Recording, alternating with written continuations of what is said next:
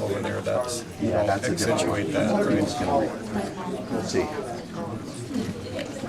For our hard work, Robert. That wasn't easy. It's taken days.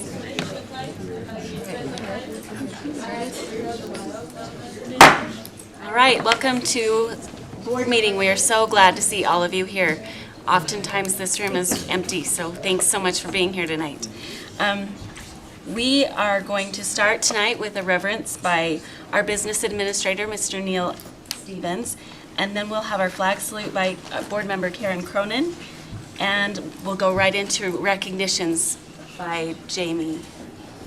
Where are you? Oh, she's back there. Okay. All right. Our kind Heavenly Father, we're here for this day today to gather as a community in board meeting tonight to discuss the administration of our school district and to highlight those who contribute to our school district and for our student successes. We pray that we have the spirit of cooperation and kindness in our meeting tonight. We pray for Jesus Christ. Amen. I invite all you ladies and gentlemen to stand and recite the Pledge of Allegiance. I pledge allegiance to the flag of the United States of America and to the republic for which it stands, one nation, under God, indivisible, with liberty and justice for all.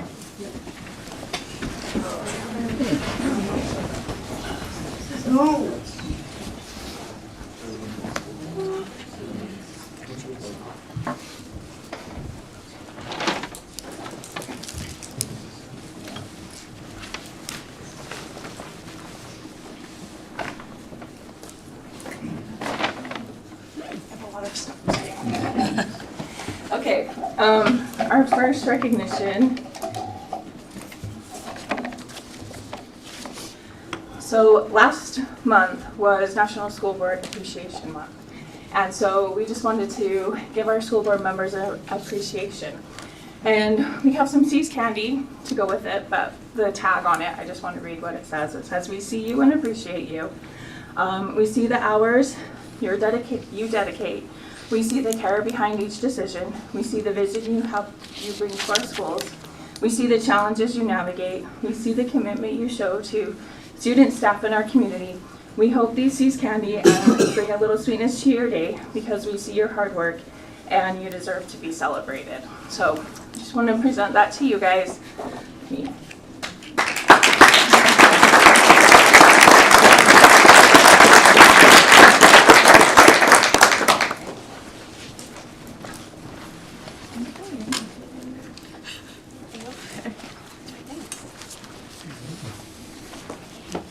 So great.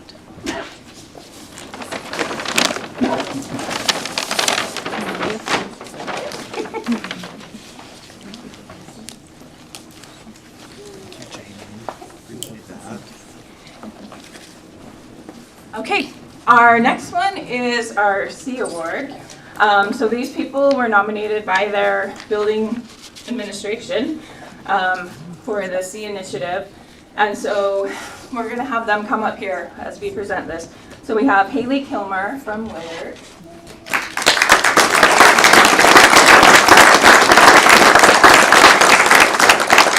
We have Javier Garzaron from Willard too. I still messed it up. And then we have Robbie Gunter from Box Elder High School.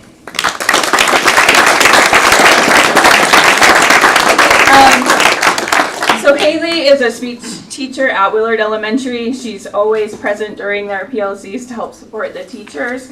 She contributes to the conversation with valuable insight and asks important questions that lead to great discussions. Haley is an important piece of the PLC process at their school.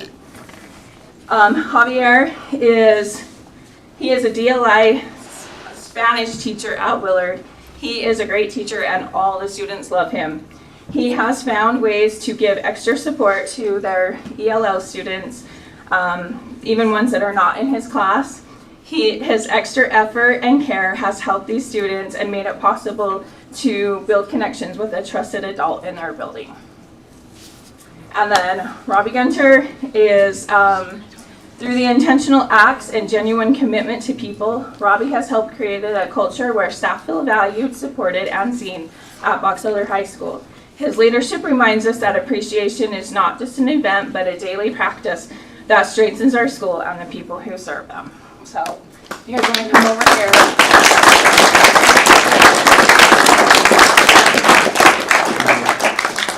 And we'll have you go around and shake the board members' hands, and then we'll get a picture of you guys up here in front.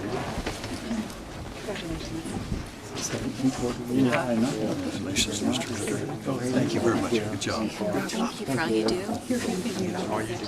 Thank you so much. Appreciate it. Thank you so very much. Thank you. Gracias.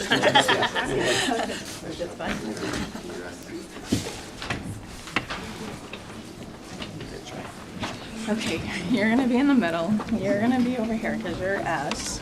You gotta hold this. You gotta hold this. Then you're our other E. Okay.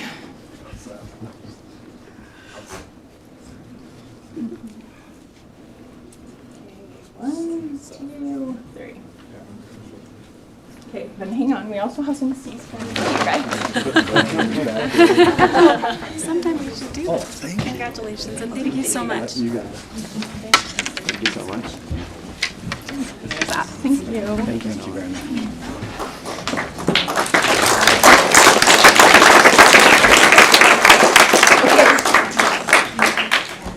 So now we have our school board recognition, which we want to recognize our unified sports basketball team, the athletes and the coaches. And so Keith, if you'll open up, there should be, is there a video?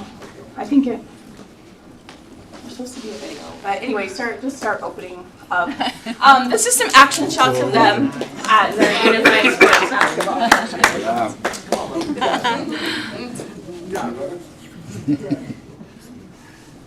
I'll just keep trying here. Okay? Yeah, just keep going through them. Oh, the lights so makes it better. Yeah, do you want to turn off the light? You can clap on every one of them.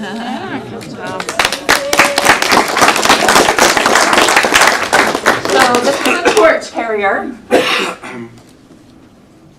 And we have the national anthem singers.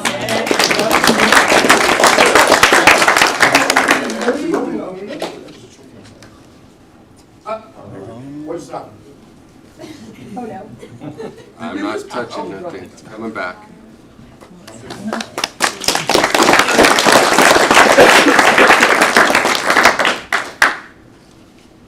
So we had a team from the ILSC, or did you have two teams? We ended up with one team. With one team, and then we had a team from Box Elder High School, and then we had some students from Bear River High School who came and participated and played on the other two teams because they didn't have enough for a whole team. So, and we had a lot of people that went down. There's a lot of different ways you can participate. You don't have to play. You can also cheer. You can also be in the student section, and so we had a lot of participation in a lot of different ways. But it's a really fun event.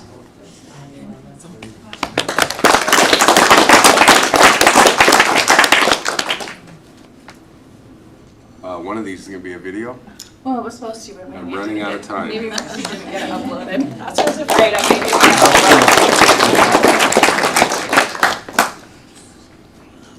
I think this is the last. okay. Yeah, you can just leave that one on. We had a really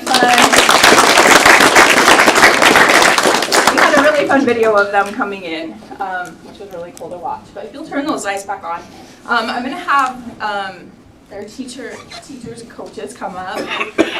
We're going to have them talk a little bit to you. This is from Morgan Anderson. She's the teacher. Come on up here. She's from Bear River High School, and this is what she said. I serve as the head coach of our Bear River High School Unified Basketball team. I'm grateful for the opportunity to share our experience playing Unified Basketball this year. While watching the Unified Basketball Tournament this year, we witnessed a place where students of all abilities played together, supported one another, and truly functioned as a team. Very quickly, labels faded away. What stood out instead was encouragement, teamwork, and genuine joy. I watched athletes celebrate effort just as much as success. A good pass, a made basket, or the confidence to step onto the court were all met with the same enthusiasm. The confidence and pride shown by unified athletes from all over was incredible.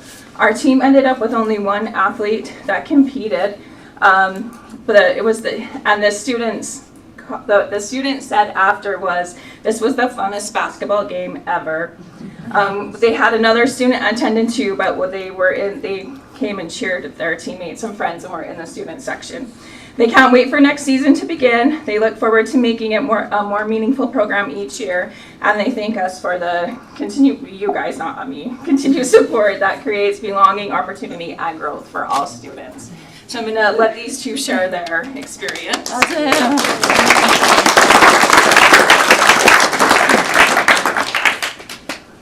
Oh, my team, they were so awesome, and they each morning before we got into our lessons, they were right with me and maneuvering the balls and practicing with the balls and making sure that they were good. And they were so involved with getting everyone so that everyone got a chance to play. And of course, we won every game. What can we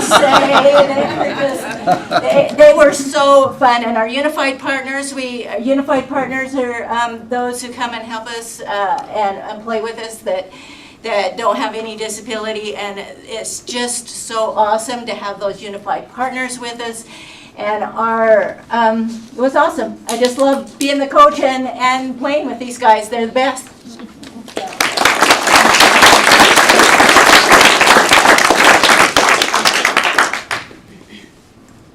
So I need my team members to stand up, because they're really the ones that need to be recognized. If you played with box elders, stand up.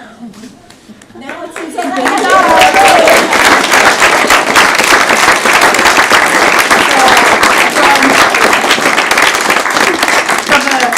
program we had last year, it was sort of a wow, we're doing this and you have 2 weeks to figure it out. It's like, whoa, what? We knew a little bit more what we were doing this year.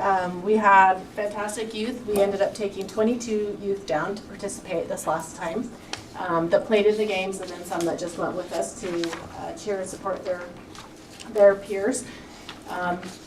We ended up having 3 full teams, and we couldn't have a unified team without all the kids who play. And the teachers that are willing to let the unified partners miss their classes to participate in practices, and administration for being supportive of us, and other people in the district who pay for the busing and all these other good things. So it's not just a me thing, it's a whole community project or program that helps unified sports be successful. So thank you.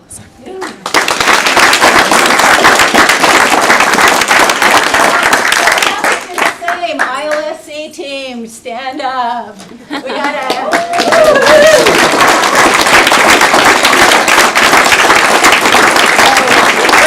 Have all of you come up here. So anyone who played on a team or participated in a student section or cheered, if you went down, we need you to come up here to the front. Come on up, guys. Oh, brother. That's what they said. Help you with that. I'll be in heaven by the time I'm done with this. Just line them up. Okay. Why I just Okay, and then we need the coaches up here too. So if you were coaching, come up. Okay, so we're going to take a picture, but then I have a certificate for each one of you. It's signed by all of our board members up there for you. And then we have a letter of appreciation for each of our schools. But we're going to take our picture first. So you two in the middle slide together. Okay, we got to crowd in. Guys, I'm full crap.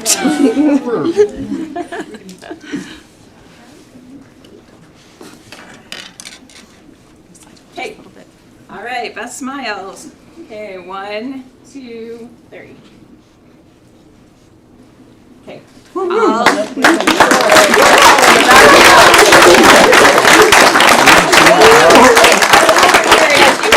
To shake their hand, I'll give you your certificate. So if you guys just want to walk over here. And then, What? News. Do we start here or there? We're gonna go walk. Up around here. Oh, So exciting, thank you. So exciting, thank you. Way to go. Fun, was it fun? Congratulations. Thank you. So much for all you do. Awesome. Way to go. Good job. So much encouraging. Congratulations. I'm so proud of you. Good job. Thanks for being a Good job. I loved your pictures. I know you do. Good job. I saw you. It's okay. Good job. So proud of you. Good job. So much for the work. Thank you so much. That's so awesome. Thank you. Good job on all your games. It was so fun to watch. Way to go. Congratulations. Hey, congratulations. Our announcer. Yeah, super fantastic.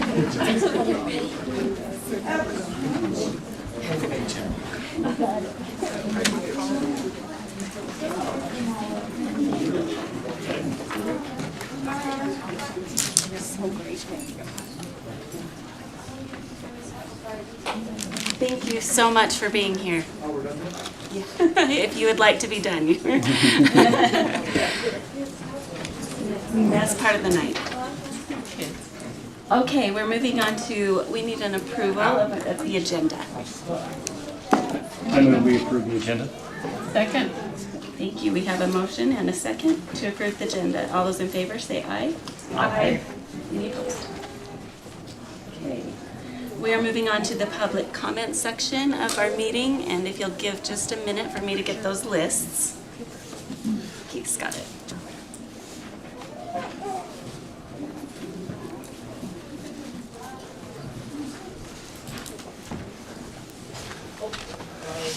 Two sections. So we have the school committee, But that's second. and we have the meeting.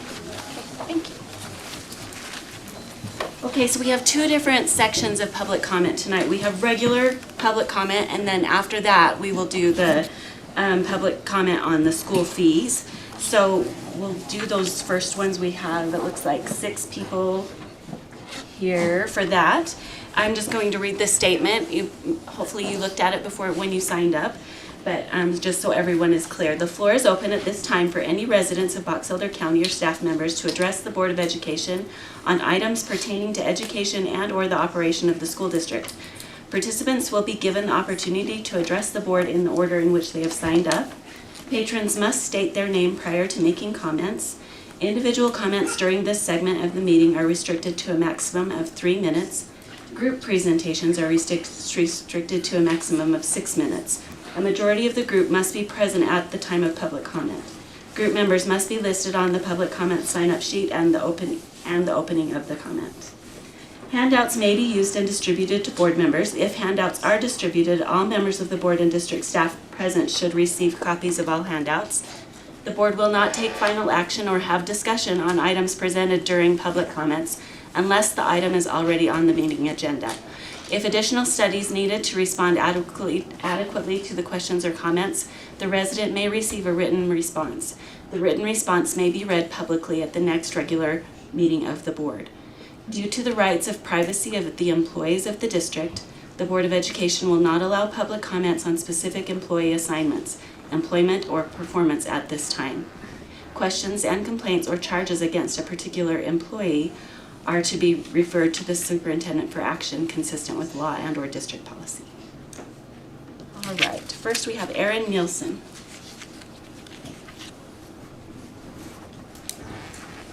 Hello. It wasn't too long ago that we were here talking about property taxes, so that's what I'm interested in talking to you guys about. In 24, you guys put a general obligation bond in front of the public, and the public overwhelmingly asked you to not do that. Then you guys presented us with Truth and Taxation Night, where many of us spent many hours here expressing our disinterest in the plan that was in front of us. We overwhelmingly asked you to not pass that bond. That was overlooked as well. I spent a lot of time collecting signatures and talking to members of our community over the second half of December and the first half of January. Overwhelmingly, the consensus that I gathered from the people is that we want this 37% tax increase eliminated, reduced, and to go back to the drawing board to find solutions to crowding problems that the community supports. My ask for this board is that you listen to the states come out and ask you guys to find ways, not just you guys, but all school districts in the entire state, all counties, to find cost savings and reductions. But I ask that you guys roll back that 37%, give the public what we asked for, and then we can come up with a plan together that solves crowding problems. I know there's some pretty simple fixes that are pretty cost effective that were presented Truth and Taxation night. So my ask is that you guys adhere to what the public has asked you guys to do, represent the people that voted you into your roles. Some of you are not voted in, but those of you that were voted in and voted that night, I know you guys know what your voters asked you to do, and I ask you guys to roll back what was done Truth and Taxation night. So thank you. Thank you, Aaron. Next is Christine Nielsen. My name is Christine Nelson. I'm a resident of Brigham City, and I would like to share a story with the school board and the district. After high school, I moved to South Carolina, and I joined a service organization called AmeriCorps National Civilian Community Corps. And one of my projects with that organization was working at Hot Gap Middle School. Hot Gap Middle School was a rural middle school on the road to Kiowa Island. Those of you who golf know what Kiowa Island is, know that it is a resort island for the rich and famous. And Hot Gap Middle School sat between Kiowa Island and Charleston City proper. This was a school district that had access to a lot of money. When I went to Hot Gap Middle School, we were instructed as support staff to only use the teacher's lounge bathroom. It wasn't a great bathroom, but that's what they'd asked us to do. Until one day I was on the far side of the building and I thought, I don't have time to run all the way across the building, use the bathroom, get back, and still serve the kids in this school. I'm just gonna step into the student bathroom. I'm only a couple years older than they are, didn't think anything of it at the time. When I walked into that bathroom, I was shocked. There were no doors on the stalls. There's no toilet paper. There was no soap. The teacher's bathroom was only a little bit better. I remember watching cockroaches run across the floor while I stood in there. At one point we asked, what is wrong with this school? They gave us Hot Gap Middle School tennis team t-shirts. The tennis court was a crumbling pad of concrete that the kids couldn't even play games on because it was in such sad shape. We were told that the school board had put a bond before the taxpayers. It had been voted in, and then they had used the money differently than they had said they would. And the taxpayers were furious. And for years after, they blocked the school board at every turn. Everything that they wanted to do, the citizens were unwilling to give them any support. Not only that, but the wealthy people pulled their kids out and started putting them in private schools. So the schools lost their donors. They lost a lot when they lost the trust of their community. You stand at a crossroads. People are very, very upset. You have an opportunity now to choose to rebuild trust, go back to your constituents in the respective districts that voted you in, and listen to them. Find out what they want. Nobody disputes that there are needs in our district. But you have lost the trust of the community, and if you do not rebuild it, you will be blocked at every turn. And that does not serve the children of Box Elder School District. Thank you. Thank you. Okay, we've got, I'm sorry, Trevor? Trevor, what's your last name? Salamino. Okay, thank you. So I wanted to ask about the isolation booths and how are you, Wade? Hi, Trevor. Nice to see you again. Almost feels like I'm going to be seeing you pop up on a Back to the Future.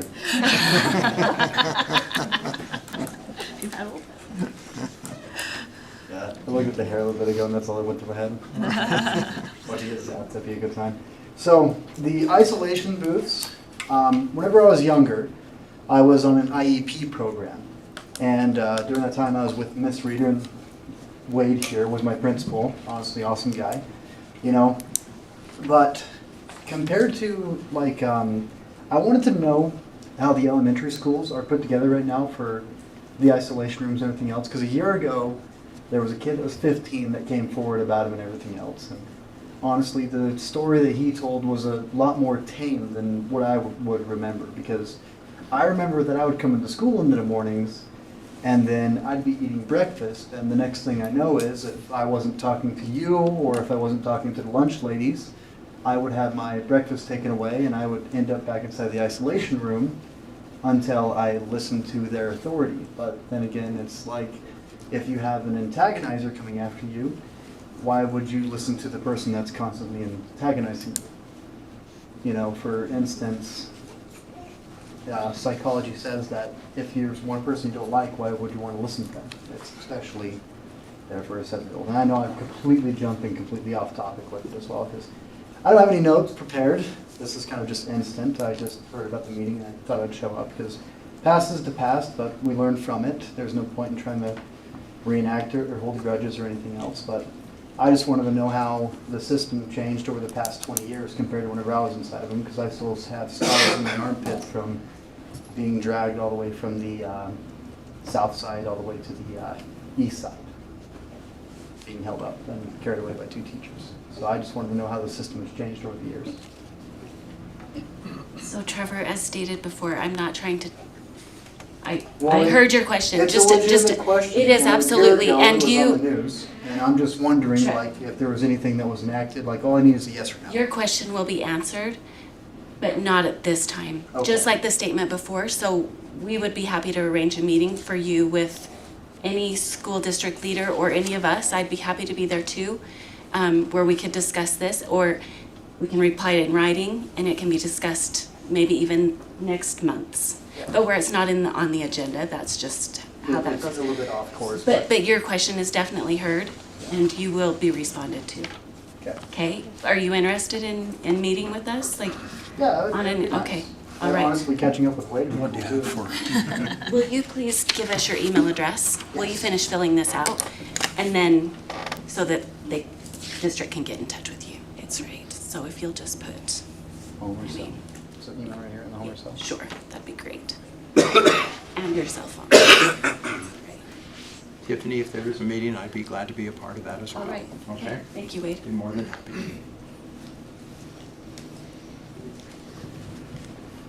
Sorry, I didn't know how to pronounce your last name. That's okay. Not 11.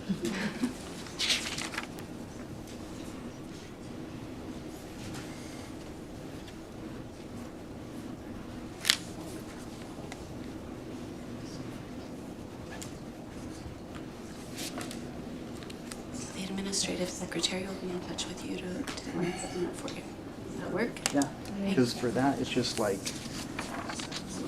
it's more like the psychology behind it, because Danny is a change agent. Catherine is here too, right?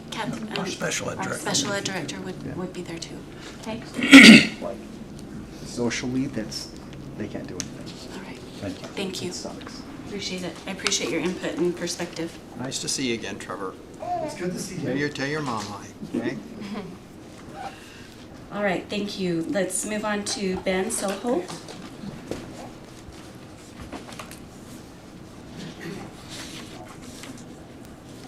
My name is Ben Soholt. Good evening. In 2024, the residents of Box Elder County made their voices clear.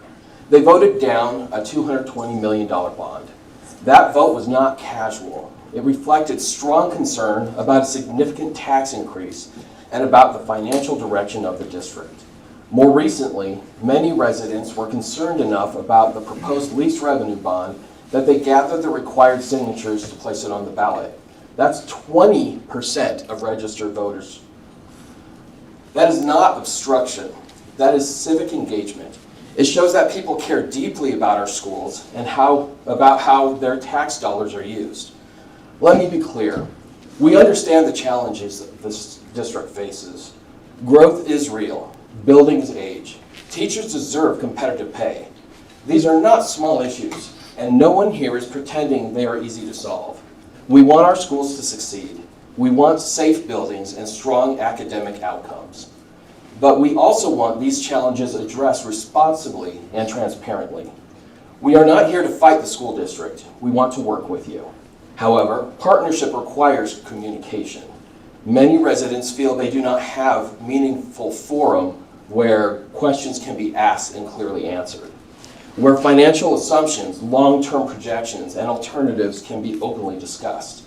When people feel unheard, trust erodes. When trust erodes, even reasonable proposals face resistance.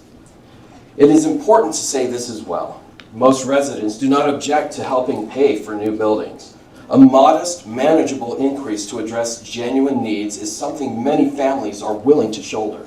But double-digit tax increases, especially in an economy where groceries, utilities, insurance, and housing have all gone up, are much harder for working families, retirees, and small business owners to absorb. Scale matters, timing matters, transparency matters. So rather than simply saying no, we would like to propose constructive solutions. First, we should advocate at the state level for legislation allowing local school districts to establish a dedicated facilities trust. A portion of property tax revenue could be set aside each year into a protected interest-bearing account used only for major repairs, remodels, or new construction. Private donors could also contribute. Over time, this would build a reserve that reduces reliance on large bonds and lowers long-term costs to taxpayers. It is a forward-thinking, disciplined approach that plans ahead instead of reacting in crisis. Second, we should look for cost efficiencies in design and construction. When building new schools, why not use existing blueprints that have already been engineered and proven? If updates are needed to meet code, updating a blueprint should logically cost far less than starting from scratch and with a brand new architectural design. Thank you. Ben, will you email what you have prepared for me? I already have responded to, I think it was Julie. Somebody responded to me, but yeah, I'll send an email. Thank you. All right, Jamie Munns. Before I begin, and maybe this is just a point of order, but I think that some people might have signed up on the wrong sign-up sheet where there were two. People might have been confused, so maybe something that needs to be addressed. But okay. I'm Jamie Munns. I am a resident of Box Elder County. I live in Collinston, and I'm here to speak about the petition efforts. Since I was not asked why, I just want it to be on the record why. This effort was never meant to be personal against anyone or against the board. I know some of you, and I know you well. I know that you are good people, and I know that you are trying to do good things. This is not about being against you. It's about being against a decision. In 2024, 18,578 people voted against the bond. In the Truth and Taxation meeting that went into the next day, 72 commented against, with many having to leave before their ability to comment, and 2 additional rooms to this filled with people wanting to speak and wanting to hear. And we had 18,000 plus people sign a petition. Some of those... 8,000. Or 8,000, sorry. That's what it says, but I didn't read that. Anyway, so some of the people that worked for the district were worried about retaliation and did not sign. Some said that it wouldn't matter if they signed anyway because you would do what you wanted, and it didn't matter. You have a trust problem. You are being told that money is being spent unwisely and projects that are not supported. While I understand it is not your intent to destroy trust, and I understand that that is not, that you don't want to do that, that is the essential outcome. It is incumbent upon you to figure out where you've gone wrong in these decisions and to listen to the concerns and adjust accordingly. Cut budgets, cut unnecessary projects, use money that you have in the capital funds to build the West Elementary School, because that is the project most of the people supported in the conversations that we had. But most were not in support of maybe the 9th grade switch and additions to the high school, which already was addressed in the last bond that we're still paying off. You might have to sacrifice other projects, and that's understandable. But you will need to show a good faith effort to gain the public trust again. And it may not have been your intent to destroy confidence and trust, but that is the net outcome that has happened.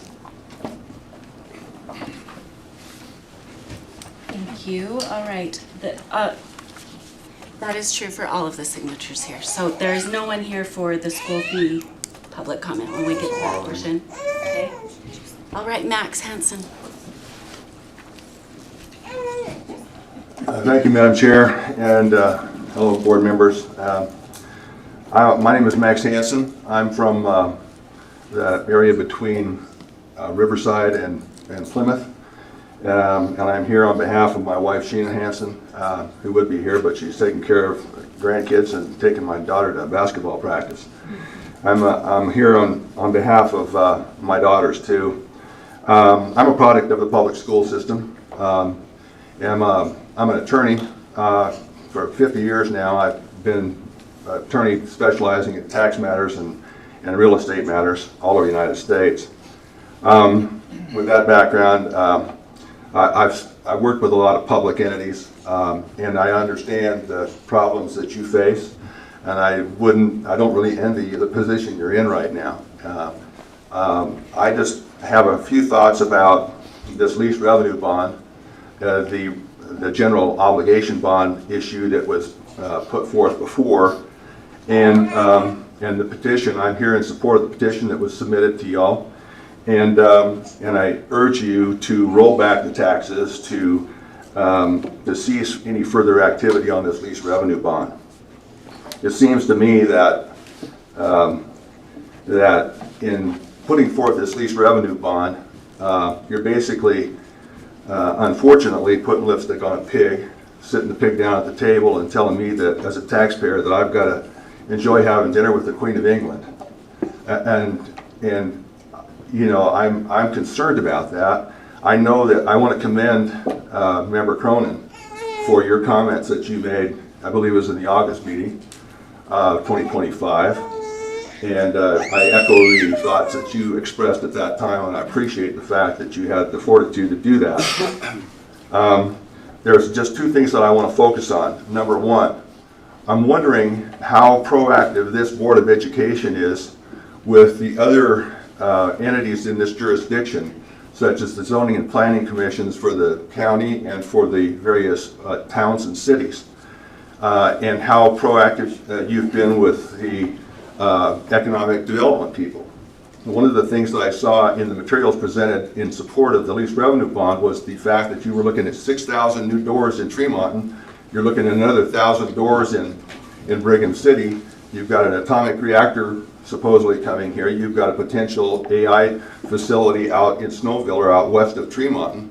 And that's going to bring more people here. It seems to me that those people need to be aware of the demands put upon the educational infrastructure in this county, and being actively proactive about that. Not just having one meeting a year and sit around and slap each other on the back, but actually do something constructive to try to alleviate those problems. The other thing I want to just mention real quickly, and that's the teen centers that are part of this plan. Where is DHHS? Why is this board involved in social engineering to have calming centers, showers, pantries, kitchens, as we've seen with other teen centers in this state? Why are you folks having to spend money on those and not looking for private public funding opportunities for those? And I thank you very much for the time. Sorry to went over a little bit. All right, Cody McBride.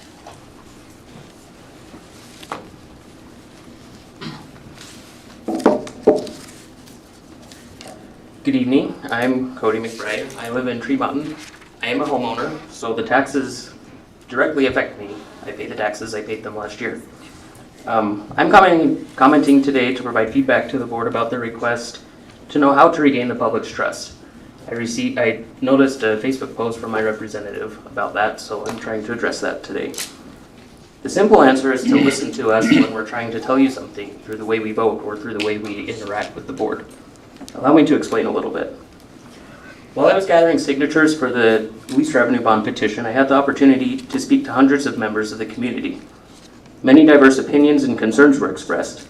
There was an overwhelming acknowledgement that something needs to be done about the elementary school situation on the north end, which I agree with, and that money would be required to get that done.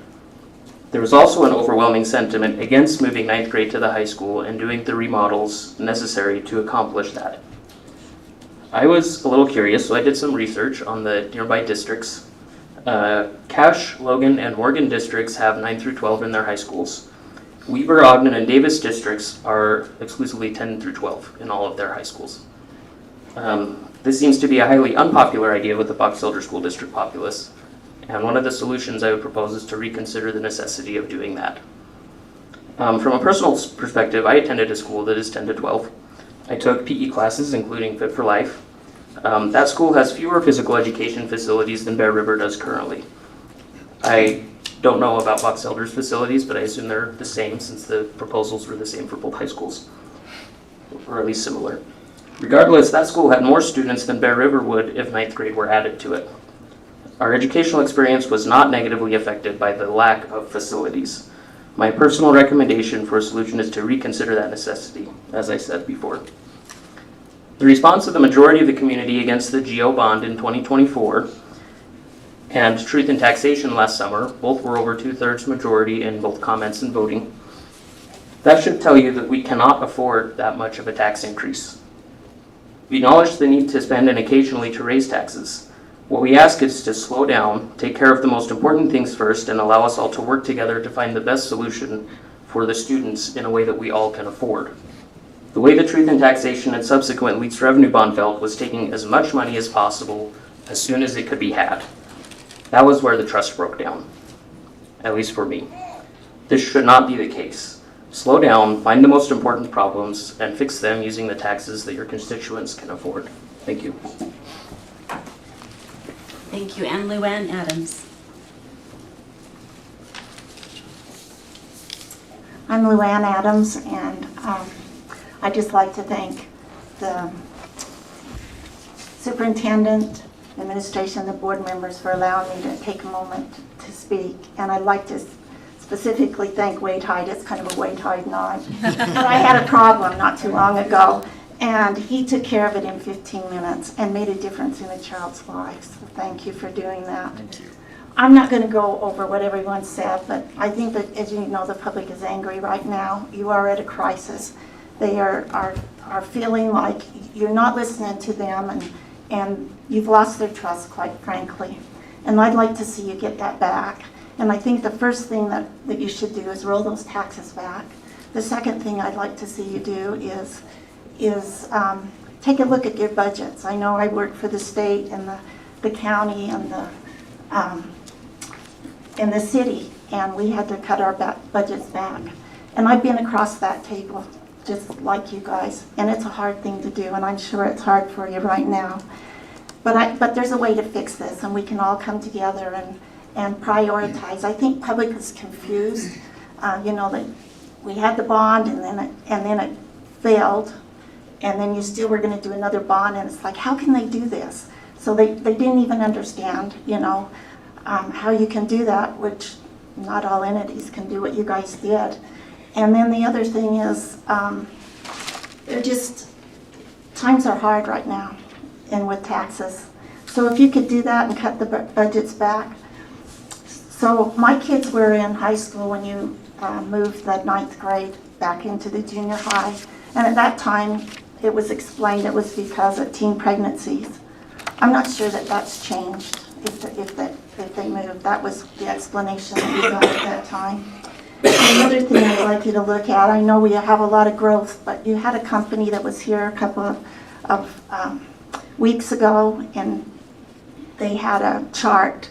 And if you look at the one that was kindergarten through 12th, and you get the base chart, and then you project it 5 years out, there's a growth of students, 200. and then you project that 10 years out, and it actually goes the other direction. It's 100 less than the base chart. So I think we need to really keep looking at growth a little bit more, and work with your constituents going forward and make a good faith effort to roll those taxes back and say, hey, we've listened to you. Thank you. Okay, thank you so much, all of you, for being here tonight. We took notes. Thank you for forwarding that email. Thank you. All right, we're going to go ahead now to the school fees public comment. There are none, but do you have anything to say about that, Keith? Yes, we actually had a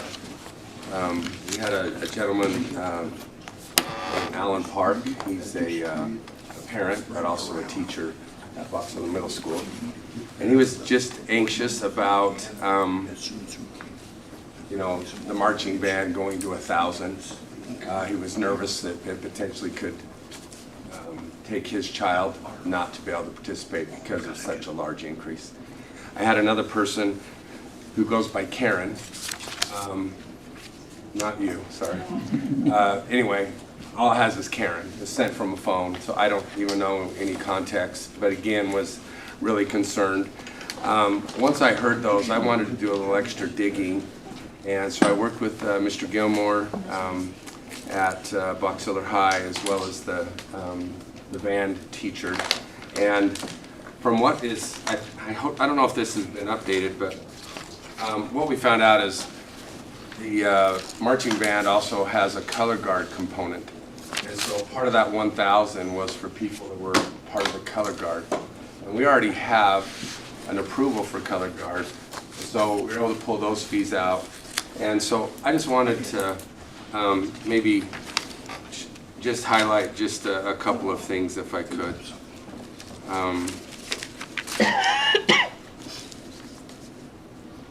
So again, maybe not. So we were able to actually drop it down $200 to $800, but really that's the maximum. And they actually, when I dug into it a little bit more, and I don't know if the audience can see this or if you can, what they're estimating, if they did everything and everybody bought everything, it would be $660. So from where it was, so there's a kind of a, we don't know exactly what the price you're going to get. You have a pretty good idea, but there's sort of a buffer, and there's a buffer in all of these, because oftentimes, like for example, tonight you're going to approve spring sports for next year that haven't even happened this year. So there has to be sort of a buffer with why, I mean, they can't be so tight. But anyway, the point is, I just want to point out a couple things. And I caught this actually too late to make a change, but down here, handful down, drum gauntlets. So if you're a drummer, there'll be $20 for that. If you're not a drummer, there won't be. If you have an instrument rental, there's already another place on the school fee. And since our advisor is brand new, she didn't know that. I didn't even take that off yet, but we would. But that's only if I need to use it. I'm borrowing it from the school and I'm using it in the evening. So there's another $50 off. The bottom three competition fees, drill writing, music writing, if they do these competitions, what they're not saying they are, but they have to have it out in advance, there's another $225 that they might not even do, which lowers this. You kind of getting my idea. This also is an ongoing plan, so maybe this first year everybody pays it for the different types of uniforms, etc. But if they already have the uniform, they're not going to be charged for that piece. And then if I'm for example, a freshman or a sophomore, and I'm in marching band, and then next year I'm a sophomore or a junior, I don't have to repurchase what I already have. So sometimes this might be a one cost, but moving forward, it'll be. So anyway, I feel like we dug a little deeper, made it a little more refined. Although 800 is the number, I don't see how anybody's getting close to that. number one, their estimates aren't even close, and some of these estimates are just optional things that they may or may not do. Like every activity, sport, etc., there has to be a disclosure statement in advance so people know what the spending plan will be, what is required, what is, optional. If someone says, I'm not going to participate in that, then, that's a right. So anyway, with that said, those are the only two comments I've heard. And I just want to reiterate, that's the only change on this from last year's. And one other thing I wanted to point out is we used to have a general class fee. So in August, there would be a parent of maybe a 6th grade, 7th grade, 8th grade, 9th grade, 10, 11, 12. And there was just here's an amount that you need to go to school. And you can take any class you want. Well, anyway, last year, through using some TSSA funds, we were able to eliminate that so that every parent that would go into register their students, their children in August, that is now gone. So some of those, I saw some of the prices. Some of those might be $500 or $600 that they had to pay in August to kind of get into school. So last year, or this current year, 25-26, that has been eliminated, and you're going to see on here that it's also not part of this particular budget. So with that said, I would make a recommendation that the board approve the 26-27 school fees per the agenda, with again the only note being the marching band, which we've kind of cleaned up a little bit better, and I feel a lot better than I did a month ago, not knowing all the details. So any questions or comments you might have? I have a question. In what you were saying, you said that on the marching band one, if a student didn't want to do it, they didn't have to. So if a student didn't want to pay for the uniform, they didn't have to do the uniform. Well, it's going to be hard to look different. But it's a choice. You were saying I don't have to choose to participate in marching band. Yeah, the choice is if you want to go into marching band, this is what our uniform is going to be. And you're going to have to pay for that or qualify for a fee waiver. I'm saying there's certain competitions, like, for example, we have some of our activities that once in a while we'll go to California. And as a parent, I'm like, I'm not going to California. I can't afford that. That's what I'm referring to. But if this is our uniform, this is our uniform. They would have to pay. So some of the things they would have to, they can't opt out. Correct. Maybe we need to designate. Yeah, and that's all part of the disclosure statement. And again, the spending plans aren't required until 1 month before the season begins. So marching band hasn't begun yet. It will get refined. Our job today really is to approve the maximum of fee in each of these categories. And the spending plan has to be lower than that. It needs to be specified. And I think one thing that you're bringing up that's really important is, these are optional things. Just because it's optional doesn't mean you can't. You have to put it on here. But there are some things that are certainly optional, and what they are would be good to designate what those are, and then what will be required. I guess I was speaking to what you said, Mr. Park's comment was, I would hate for us to not have it clear enough so that people would see the 800 and say, I can't afford that, therefore I'm not even going to try. Right. So and again, that's a communication thing. Everybody needs to know that all these numbers on here are all maximums. And it doesn't mean that that's what it costs, but you have to have the max, otherwise, you have to approve this as max. But that's where everybody has a disclosure statement. Everybody has meetings before we ever begin. You can communicate with any administrator, athletic director, and find out, hey, I want to ask some more questions about this, and everybody has the right to do that, and they'll answer, and they'll be able to give them some specifics so that a decision could be made.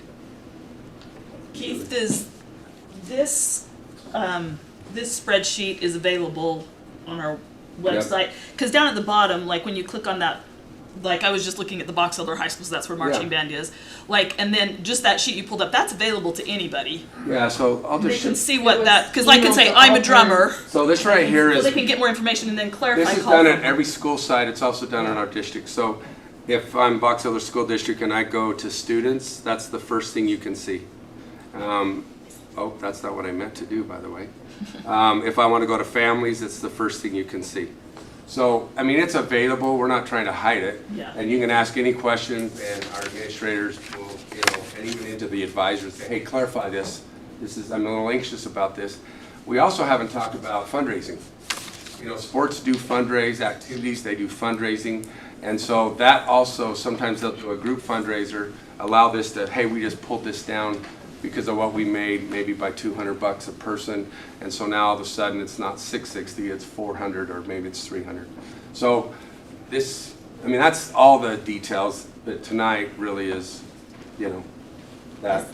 This is no different than any club that we've approved fees before, no different. We just have we have a march. Not clubs, activities. Activities, sorry. Yeah, accredited activities that we have a leader who's excited and ready to go gung-ho and get this band in some competitions and doing good things. Mr. Minkum, is this activity under the Utah High School Activities Association's umbrella, marching band? Yeah, it's part of UHSAA. And so they'll be competing, or they'll be... Yep. And it's not something that either school has done in the past.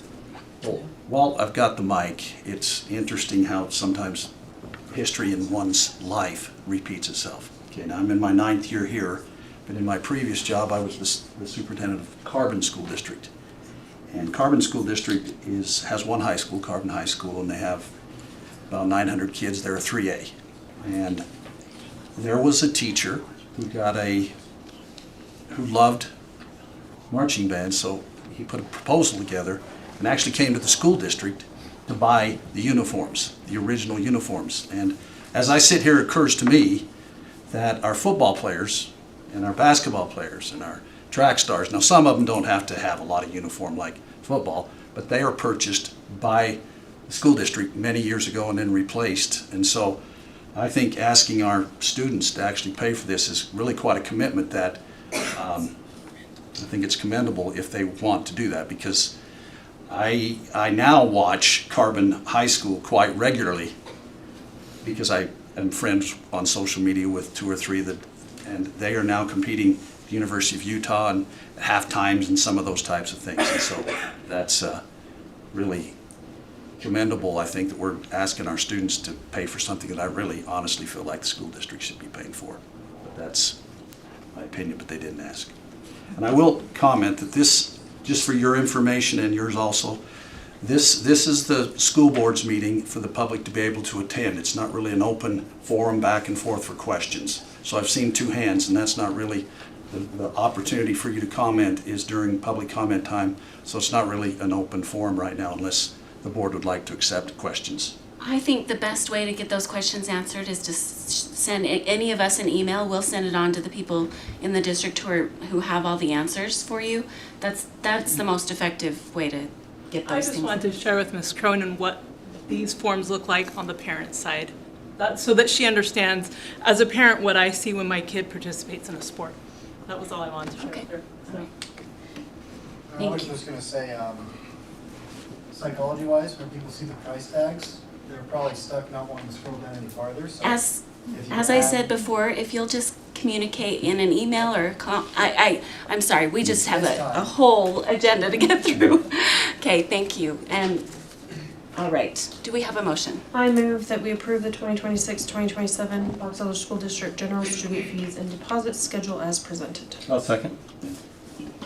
Is there any more discussion to that motion?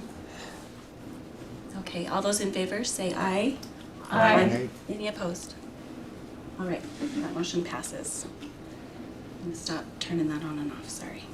Approval of the fiscal year 2027 capital improvements. We've got Corey Thompson that's gonna talk to us.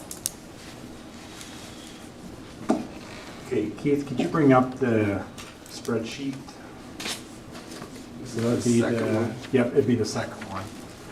So we have a facilities advisory committee And just like all the board members are assigned to different committees, we have 3 board members assigned to this committee. And each year, as a committee, we meet and discuss the needs, the capital needs of the school district. Now, this list could go on and on and on and on when we look at all the requests. And so this list actually started almost a year ago. So as soon as we get one of these approved and I get more input as the year goes on, then I just start building the next one. If we have emergencies come up, then we deal with that in real time. We don't necessarily wait. So this list is prioritized. Those priorities were assigned during our facilities advisory committee. And then I bring it to you as a report from that committee and present it to you for your approval, discussion, however the board decides to move forward with this.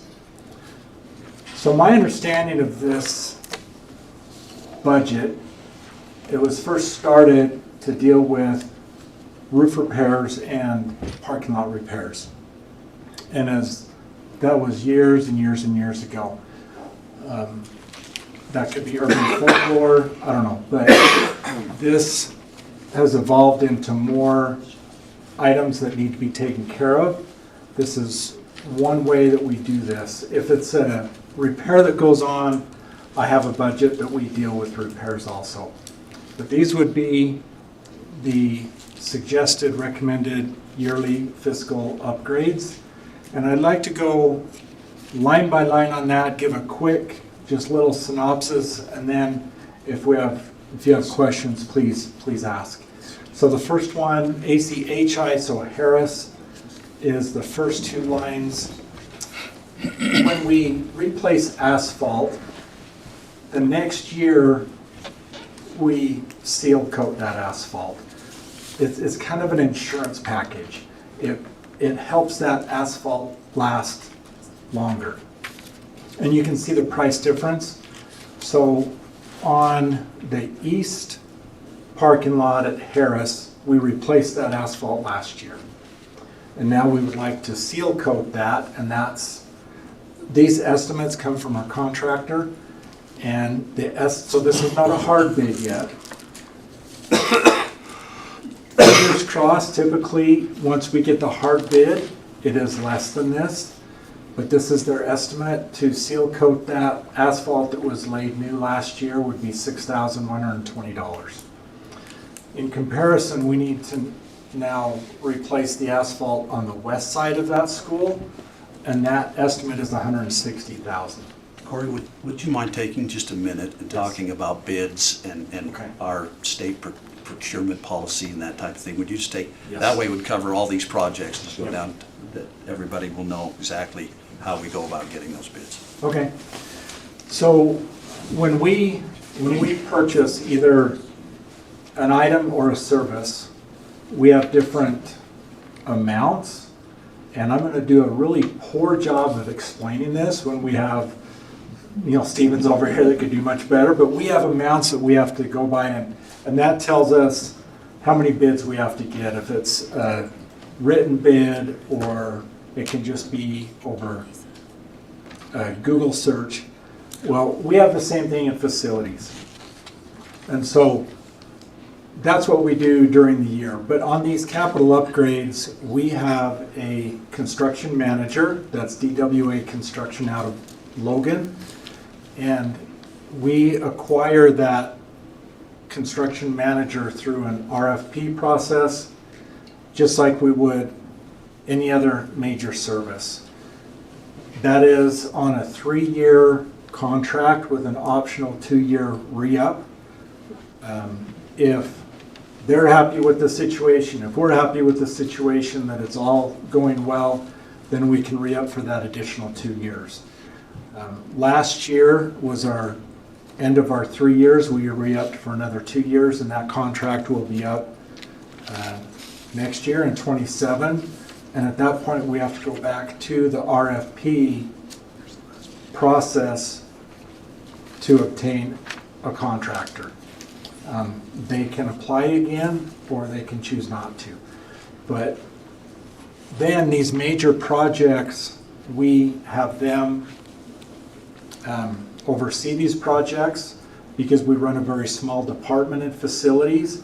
They have more resources, and it actually in the long run saves us money because we don't have to keep those people on staff, and we only pay them for the work done. We do not pay them a retainer every month. It's just a percentage of the job in order for them to do the work that they do. Thank you. And they do have to follow the same procurement rules that we do as far as the bidding process. So hopefully that explains. So one more, they do the bidding process for subs to do the work. Correct. Correct. So So a if lot they of have- that's local subs that are applying to do the work. Right, and I have a hard time thinking of a subcontractor that they have had in our district that is not like local. When I say local, I mean northern Utah, primarily Box Elder County, Cache County, might be down into some Weber. Just depends on what that trade is that they're having to use.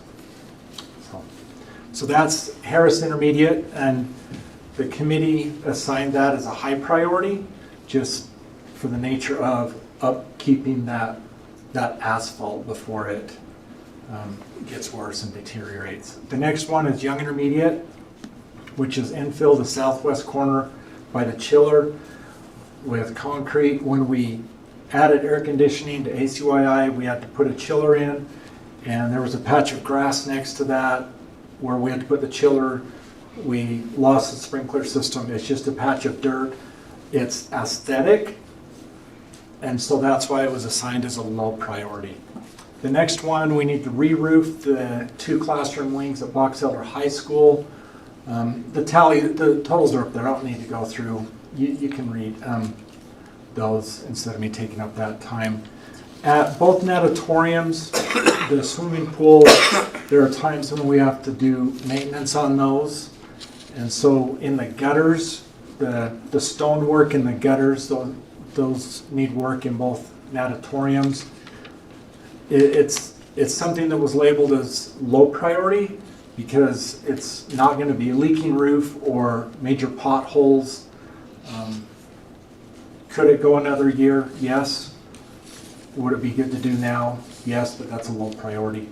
Bear River Middle School, the bleachers are wooden, and those of us that went to that school back in the day, they're original to the school, and they were end of life probably 10 years ago, and so they are in need of being replaced. We've known that for a while, but it keeps getting put off just because of the sheer number of things that need to be done, or because of trying to decide the path forward with the middle schools.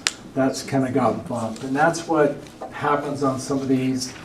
When we get to the Garland Elementary parking lot, that one's been bumped several years. That's kind of how this list evolves, is which ones are the highest priority we take care of and just let it evolve through that. So that's Box Elder Middle School. The estimate is about $315,000. Sorry, thank you. I cannot confuse the two. Bear River Middle School bleacher replacements. So at Fielding Elementary, in the main parking lot, it has islands that have vegetation in there. It is a huge maintenance burden. So that's why it's a low, because it is aesthetic, but it is a maintenance burden on the staff there. Create additional parking on the north side of Fielding Elementary. So our elementary schools really struggle with having enough parking.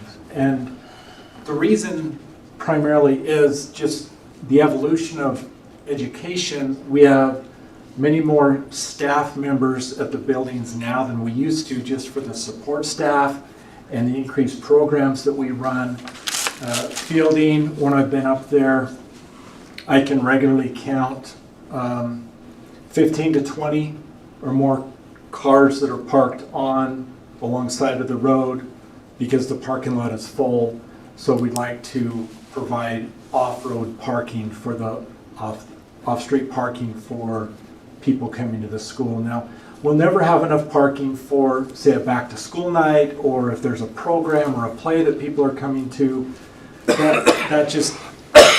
That wouldn't be fiscally responsible to have 150 parking spots that are empty every single day except those few times. But that's our goal, is to have enough parking for those who are coming to the school every day to work.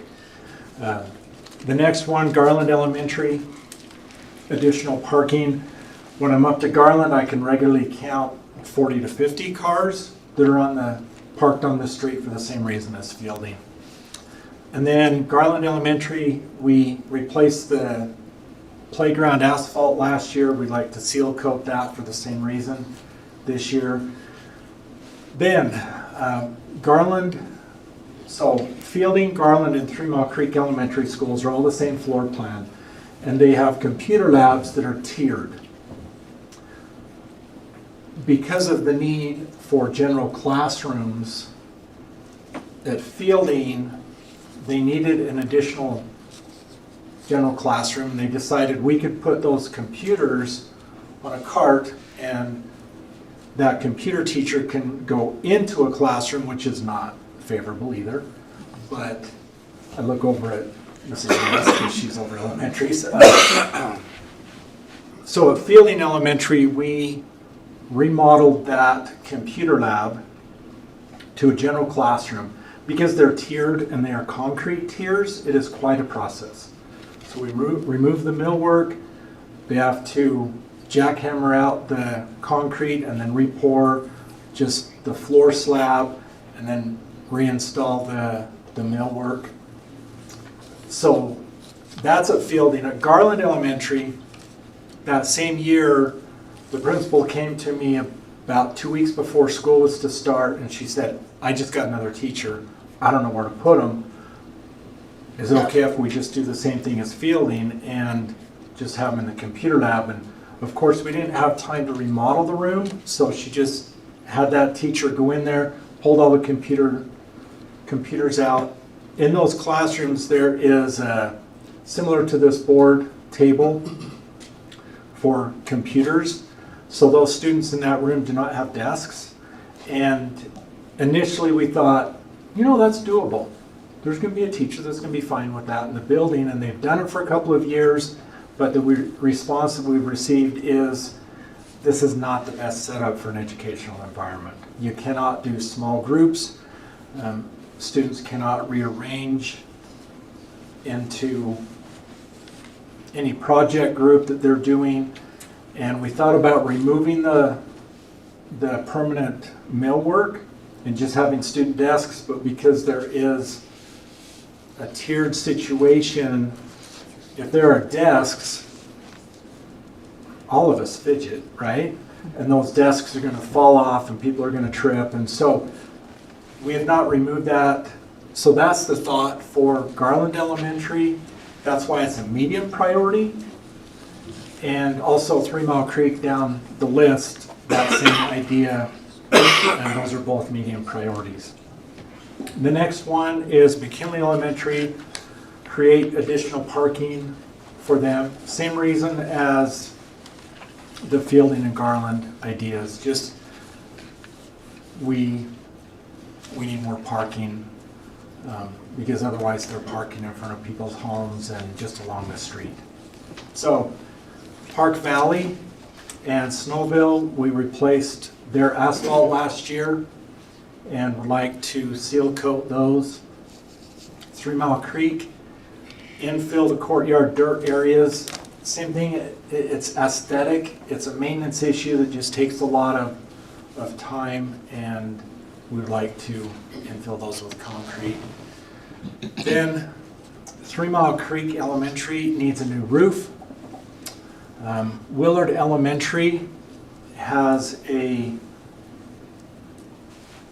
it's a retaining wall, but it goes down more than just the street level.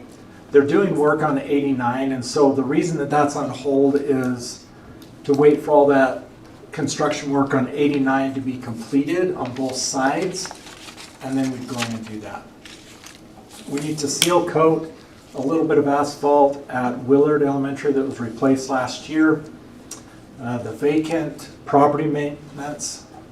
This is for west of ACYI, west of Box Elder High School, our property in Tremont that are vacant lots that we need to have somebody go in, a contractor go in with a brush hog and clear out any volunteer trees that are just a nuisance, weeds, keep the weeds down. We've had this line item in the budget for quite a few years. We've kept it at $40,000 every year, and we've never reached it. So that's just there as a placeholder that we can charge those services to that line item. And then a contingency. I didn't have a contingency in last year, but I have in other years, and that is just for unforeseen cost increases. So that's an item in there. And if you can scroll down to the total, I think the total's on the bottom there. So there's the total, and this total is less than it was last year, and I think less than the year before. And the reason is a couple of items that we had in this budget when we discussed as a committee. One of them was air conditioning, and the first priority would be Bear River Middle School. It does not have air conditioning, and we've already had an engineer go in there and do an assessment of the school and see what it would take. So that was one item. And the other item is playgrounds, replacing playgrounds and adding all ability accessible playgrounds in our schools. And as a committee, we decided that it would be better to pull those items out and have a separate budget for those that is loaded every year, instead of this coming back every year and asking. And so then we would take that air conditioning budget and do Bear River Middle School, and then the next year we'd look at another one, and the same thing with those playgrounds. So it's just a continual budget. And later on in the agenda, Neil has that as consent items, but I was asked to address that here because it makes sense with this capital upgrade. That's why the difference. If you remember the budget last year, I think it was 3.8 million, and that did not even come close to addressing additional like air conditioning and things like that. Okay, is that kind of what you wanted explained on those consent items? Perfect. Thank you. Okay. I have a question. Okay. I think most of us are wondering about Lakeview's sewer lines and where that fits in this maintenance as well. I was going to lead with that, but I didn't know if you wanted me to start with. And I know we have. News. Did you bring the pictures? We all got to see the pictures. We all got to see pictures. Okay. Well, the pictures are deceiving because at first when I showed you the pictures, you thought it was something other than what it is. So at Lakeview, we have sewer lines that are both. Well, we have some sewer lines in tunnels that are exposed and that are easily maintained. We also have sewer lines that are buried within the fill under the concrete. Those are tougher to maintain. We have some of the sewer lines that are buried that are old enough that they have deteriorated and collapsed, and so we have gravel that is falling into the sewer lines. So the bottom line is that so if you're familiar with Lakeview, we have 4 quads of classrooms, and each quad has a set of restrooms. One of those quads is affected, along with the staff restrooms. The kitchen can still, because it's gravel, they can still run just water down it, so the kitchen is okay to keep washing the trays. They have water they can use, they can wash their hands, there's no issue there in the kitchen. That one quad of student restrooms, we closed that, and we still have the other 3 quads that are available for restrooms. Which quad have you closed? So the quad that was closed is First grade? northwest. Sorry, had to get my bearings. Northwest, okay? The first grade quad. And so those students have 3 other quads that they can go to. So my maintenance crew, kudos to them, have been down in there. They got it cleaned out as best they could. They've investigated, they've mapped out the sewer lines, and they have a plan of action of how to fix it because it is a major project. We're involving our contractor. They're meeting tomorrow to get a game plan. We repaired sewer lines at Box Elder Middle School last fall very quickly by using the contractors. A quick turnaround. We had fall break that we could use. With Lakeview, they're figuring maybe repair about 100 feet of sewer line. That would be both in tunnel and buried. And so some of that is repair broken, some of it is preventative. They're discussing both replacing pipe and also doing they call it restore, but it's that membrane that they shoot into a line to repipe it. Worst case scenario is that we did that in summer. Best case scenario is ASAP, whatever that would be, as soon as they can mobilize and do that. Likely that might actually land about spring break, and the reason for that is it gives us a week and 2 weekends, because they might have to core drill in the foundation to get the new pipe in with that length. It could be pretty disruptive when you're core drilling. It's pretty loud. So they're kind of trying to balance all that, but at the same time, I know that teachers would be very understanding of some noise if they know that we're repairing things. So that's my update. I've talked with the administration down there. They realize that their parent conferences are 2 weeks, next week, 25th and 26th, I think. And so they're going to get that information out to parents. They understand their restroom facilities. It's not as convenient as it was before, but we still have restroom facilities. Sorry, Yes. I think we're down to 2 quads for students. 1 quad is being used for teachers, Yes. right? And 1 quad is closed off. Right. Is that correct? Right. We always try to keep staff and students separated so they're not using the same restrooms. And so we do have that, yes. Is it going to compound the problem on the other areas by having them used more regularly by every student? We hope not. I'm crossing my fingers. There is that possibility, and that's why we want to get it repaired as quickly as possible. Thank you. I wondered if maybe this needs to be a line item. Maybe Neil and you could talk about having this a yearly thing as well, built into the budget to get to the 4 schools that are that same age.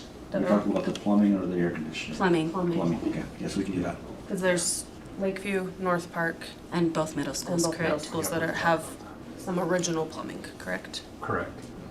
The sewer lines at all of them are original. Bear River Middle School and McKinley have new, within the last 6-7 years, have new supply lines for fresh water coming in. So can you remind me what last year's we approved as far as you're asking for 3.8 was last year. 3.8? 3.8 something million was last year. Was what was approved for all? Correct. And this year, you're asking for basically 3.1. 3.1. And that would cover all the projects? Correct, including the low priority. If they don't run into problems or the bids Right. stay. Right. Corey, to clarify, some of our larger projects will be broken out of the 3.1, most of the playgrounds and the air conditioning needs. So if we were to add that back in, it'd be greater than last year's spend, but we thought we'd break that out for clarity purposes. So if we add those back in, are we about where we were? We're higher. Higher, But probably last- closer to $5 million will be added in air conditioning and playgrounds. The reason that we thought it would be a good idea to break those out and just build them into the yearly budget rather than an ask for these capital improvements, because those are clearly things that need to be done on a per school basis per year. It can't all be done at once, but especially air conditioning has been a big teacher, educator, and parent ask, and we felt like we needed to be able to address that. And obviously we didn't want that just to come back to us every single year, but just have that built into the budget so that a school can be worked on every year until they're all done. Additionally, on that, we want to pull forward the budget for air conditioning playgrounds into this school year, so we can get started on it and not have to wait until July 1 to start on those things. Because there's some items in the air conditioning system that we call long lead items that take up to 6 months to be delivered to us, mainly power equipment from Rocky Mountain Power, and we have to pay for those up front. So we want to start that project now rather than wait till July 1 to start the project. And it's going to be probably a 3 to 4 month installation process. If we don't receive the items from 6 months from today, we're into fall before we start installing. And we want to be a little bit sooner than later. And I just want to make another, because I'm on that facilities advisory committee, and just, oh, sorry. One of the, like, just if you looked in the consent items and looked at those line item budget things, the air conditioning for Bear River Middle School is estimated $1.5 million. So that, and we've never put air conditioning, I mean, except when we had the ESSER funds and we had the federal funding, then when we put the air conditioning in. So if you, like Neil said, it's about $5 million. If we take weigh that 1.5 and put it in that separate line item, because, you know, reviewing the community input, that was literally the highest priority on what they would support for a bond was air conditioning. Like when we did the survey, most people said, we'll pay for air conditioning. So we're like, okay, well then let's put it in the budget. And if we take that 5 million minus the 1.5, then we're down to like 3.5, which is slightly less than we had last year for this improvements budget. And again, I think some of our thinking when we're talking about these things is we're trying to maintain our buildings because we know how expensive they are to replace. And anything we can do to maintain them and consistently, and playgrounds become a safety issue. And there's just lots of things that come up that addressing them in a very planned out manner, we felt like was a priority to put those budgets in place and not be like, okay, we'll bump them this year. We'll bump it, like Corey said, we had to bump it this has been bumped for a few years. Like the bleachers at Bear River Middle School, that's a safety issue actually. It's been bumped, I think, 3 years. And it's been bumped a lot. So that's why so that's my perspective on being on that facilities committee, is trying to make this budget these items that come up that are not like an ongoing, we know that we're going to need new equipment every year or whatever, and air conditioning was a high priority. So if that just gives you a little bit more perspective on what we were looking at. Replacing playgrounds, like Julie said, is life safety. We have several playgrounds, lots of playgrounds, I think, that are original,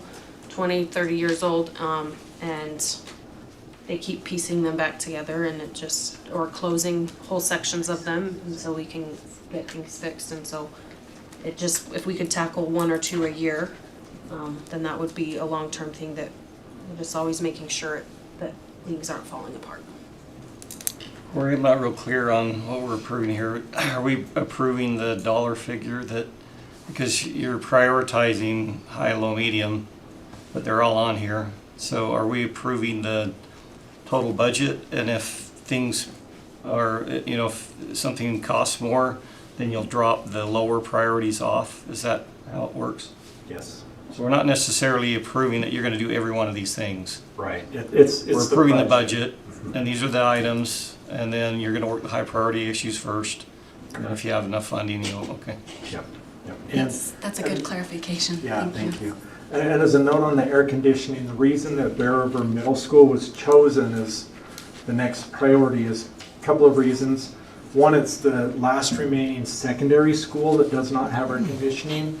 And when you looked at which schools to put air conditioning in, you looked at the enrollment and how many students would this benefit at that building, and trying to get air conditioning to the greatest number of students. And Bear River Middle School would be in line with the next number of students. I don't know, Golden Spike Elementary might have a higher enrollment, but they already have reconditioning because of the new bill.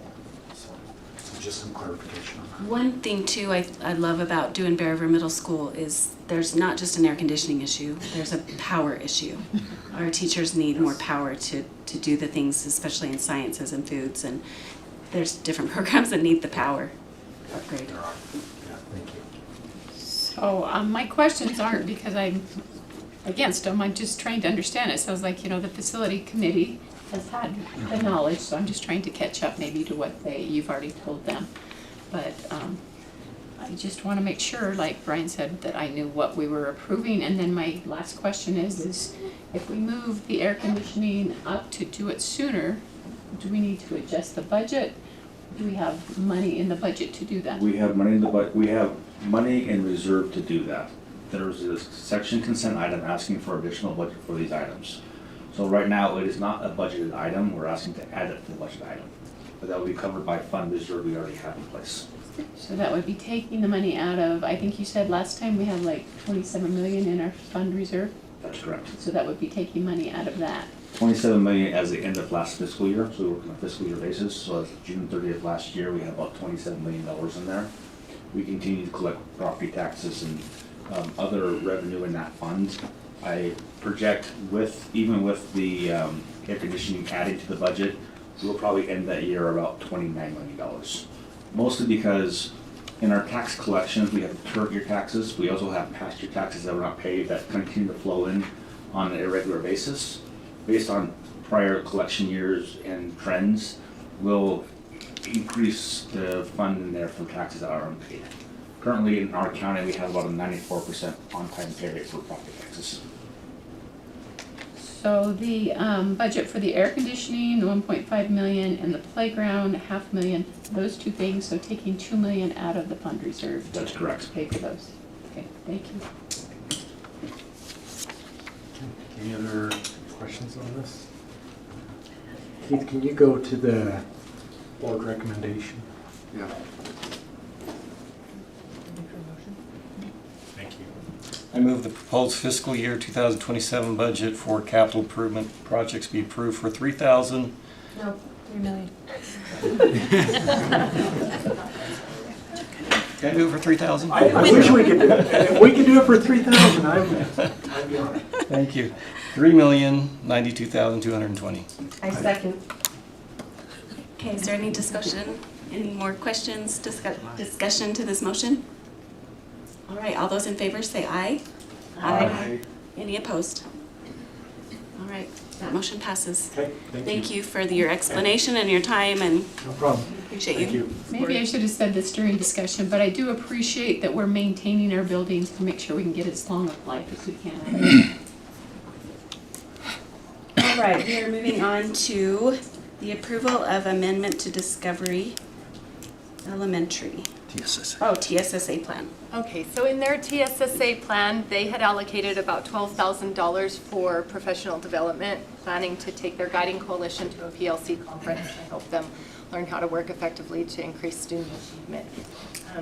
Because the district is providing professional development opportunities surrounding PLCs in elementary, they didn't feel like they needed that money anymore. So Principal Barrow took it back to his school community council, and they elected to increase their technology budget by an additional like $7,100, bringing it to around $25,000, and they will use that money to add another television or two in the classrooms for those flip TVs that are interactive for projecting for students. So their goal has been to kind of replace those in all classrooms and bring that up to date. So that's the change proposal. So.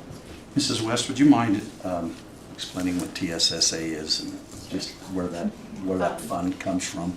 It's money allocated to each of the schools from the state. When I first came in, the allocation was about $103 per student. I think last time I told you it was like $240, I think, $240, $243. So it's, the state continually is increasing those funds. They are very specific that they want those funds to be used and guided by school community councils. So essentially they're small school boards for each school, right? They cannot be used for, repairs or increasing you know, the big expenditures, like you couldn't do a parking lot, or you, it needs to be something that can be directly tied to student academic achievement and a goal based off of what the highest area of academic need is.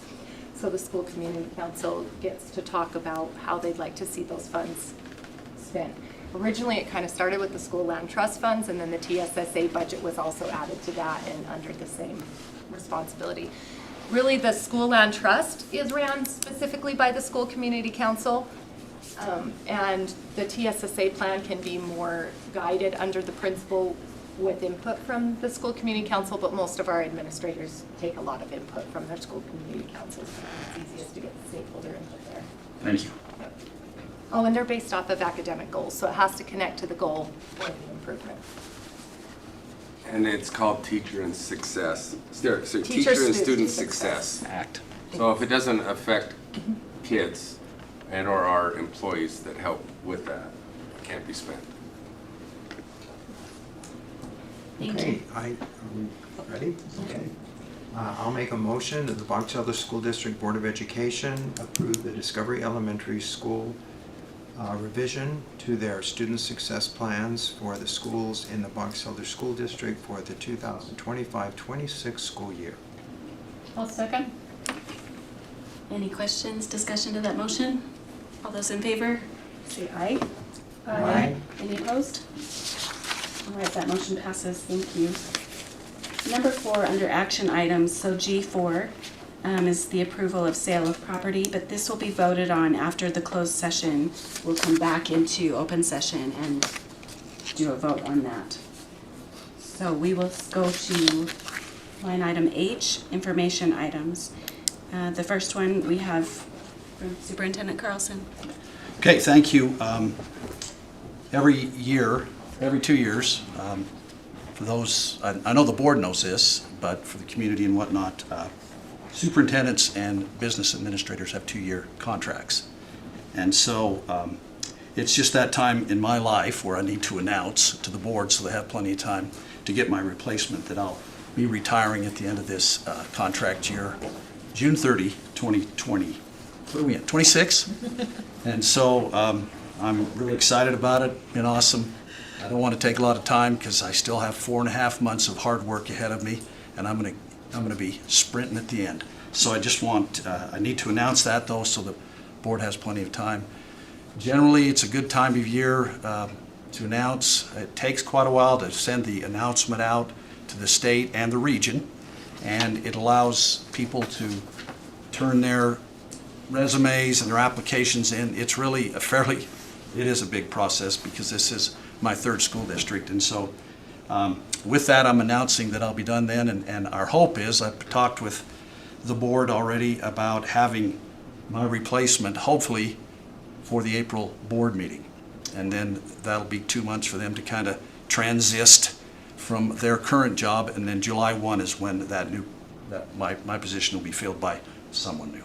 So I hope to do a lot more celebrating, have a lot more fun, but tonight's just the announcement. So thank you, and it's been awesome, and I'll get a chance to say a lot more as the next few months come. So thank you.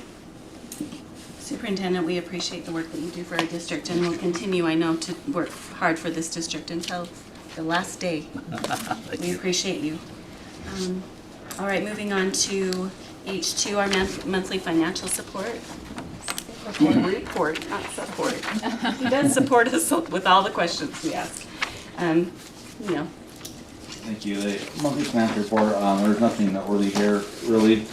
We are within our budget and we have sufficient funds to cover our expenses.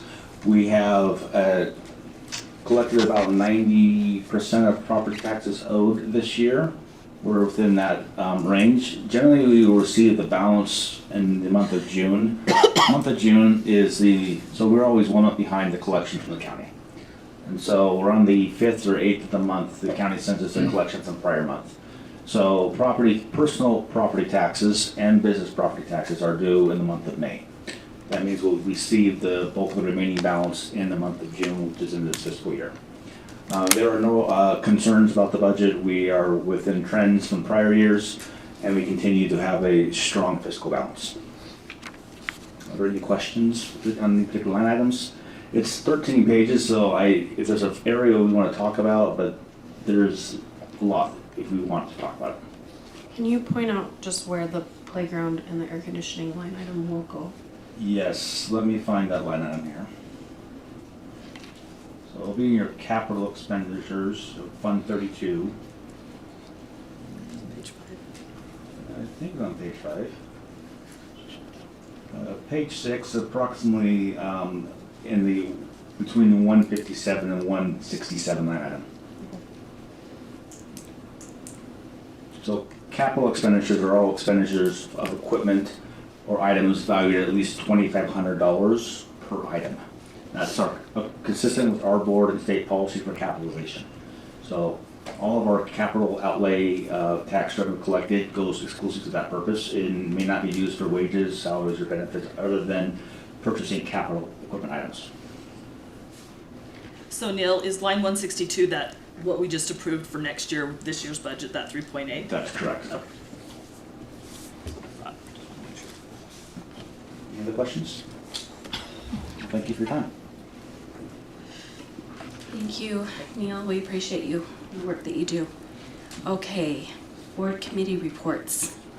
Does anyone have something from a committee that we've just discussed in detail, the capital improvement committee that 3 of us are on. I attended the combined Box Elder High School, Bear River High School choir foundation for the foundation, and I am on the foundation committee, and the concert was awesome last night. It always is. There's so much power when those 2 choirs come together and sing. It's really awesome. Tomorrow night is the foundation band and orchestra concert combined with Bear River High School and Box Elder High School, and I would recommend any of you that can be there.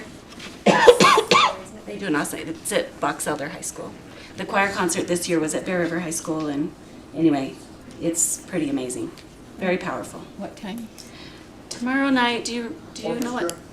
7 o'clock. 7. Thank you. Got a pro back there, and thank you. Oh yes, 7 o'clock, which was also the starting time last night for the choir as well. Okay.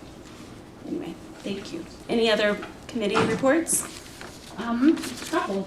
Good. I was able to attend the magic show put on by the ILSC on the 16th, and it was so fun. Was it fun? It was so fun. It was so cute. They did a great job. So appreciate all the work that they're doing, and grateful I could go to that. On the 29th, the Boys and Girls Club sponsored the STEM Fair out at the fairground, and I think that they had probably about 1,800 students go through. And they were very efficient in the way they did it, and they were able to the students were able to interact with, I think, like over 50 businesses, so great opportunities there. Some of our high school students were there with programs that hopefully will encourage some of the younger students to go. I think that they took 7th and, is it 6th? I know 7th went. 7th and 7th and 9th. 9th. Yeah, 7th and 9th graders, so great opportunity there. So appreciate the Boys and Girls Club and their all that they do to help us offer those extensions. On the 30th, I was able to go down to the USBA Day on the Hill with board member DeFillis and the superintendent BA and Keith. And we were able to listen in on some of the bills that are being run and the positions of the USBA on those. That was interesting. We also were able to meet with Senator Sandel and Representative Tom Peterson and appreciated their time with us. They mentioned that there will be a bill coming forward from the legislature this year that will, and I think Senator Sandel's words were most likely pass, which will give referendum rights to community members on school board taxation issues. So I don't know if that's a bill that the USBA is following, but that's one that Sandel talked to us about. They both gave us some advice with the petition passing. They said that we would probably be able to earn back the trust of the people if we would step back and just say, hey, we hear you, we understand, and roll back the taxes to try and earn their trust. And they both said that that will be the number one thing going forward, is to try and work to earn that trust from our community members. And then they, I think it was Representative Peterson, said that the legislature has asked all state agencies to cut back 5%, and I think he even said that higher ed was 10%. And he said that he thought that school districts should look at that and try and do that same thing. He admonished the school districts to look and see where they could cut back and see if that 5% could be made. And then the other thing I did was, thanks to Stephanie inviting me, on the 5th of February, I was able to go out and take a tour of the Garland School that we sold off and see some of the things that have been happening there. And Micah Kapner has done a great job out there, and we found that part of the school has been remodeled and is able to house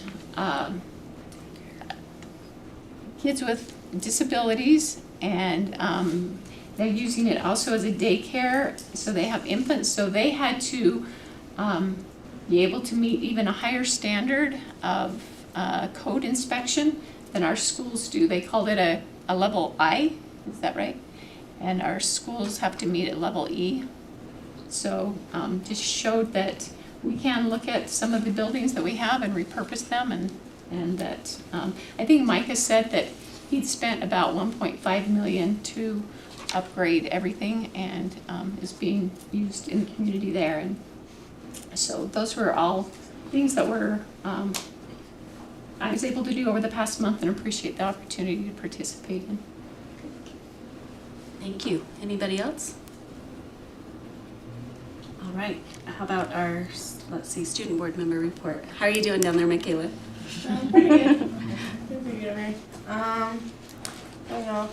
In both the schools, well, the trimester ends February 27th, so a lot of kids are just right now trying to get all their grades up and tests taken, assignments turned in, so it's not much going on, I guess. Both of the sweetheart stances of both of the schools just ended, and they were a blast. So that was awesome. And then now they're just planning prom for both schools. Bear Rivers is on March 28th, and their theme is La La Land Sea of Stars. And then Box Elders is March 14th, and they haven't told us the theme for that one yet. So those should be really exciting.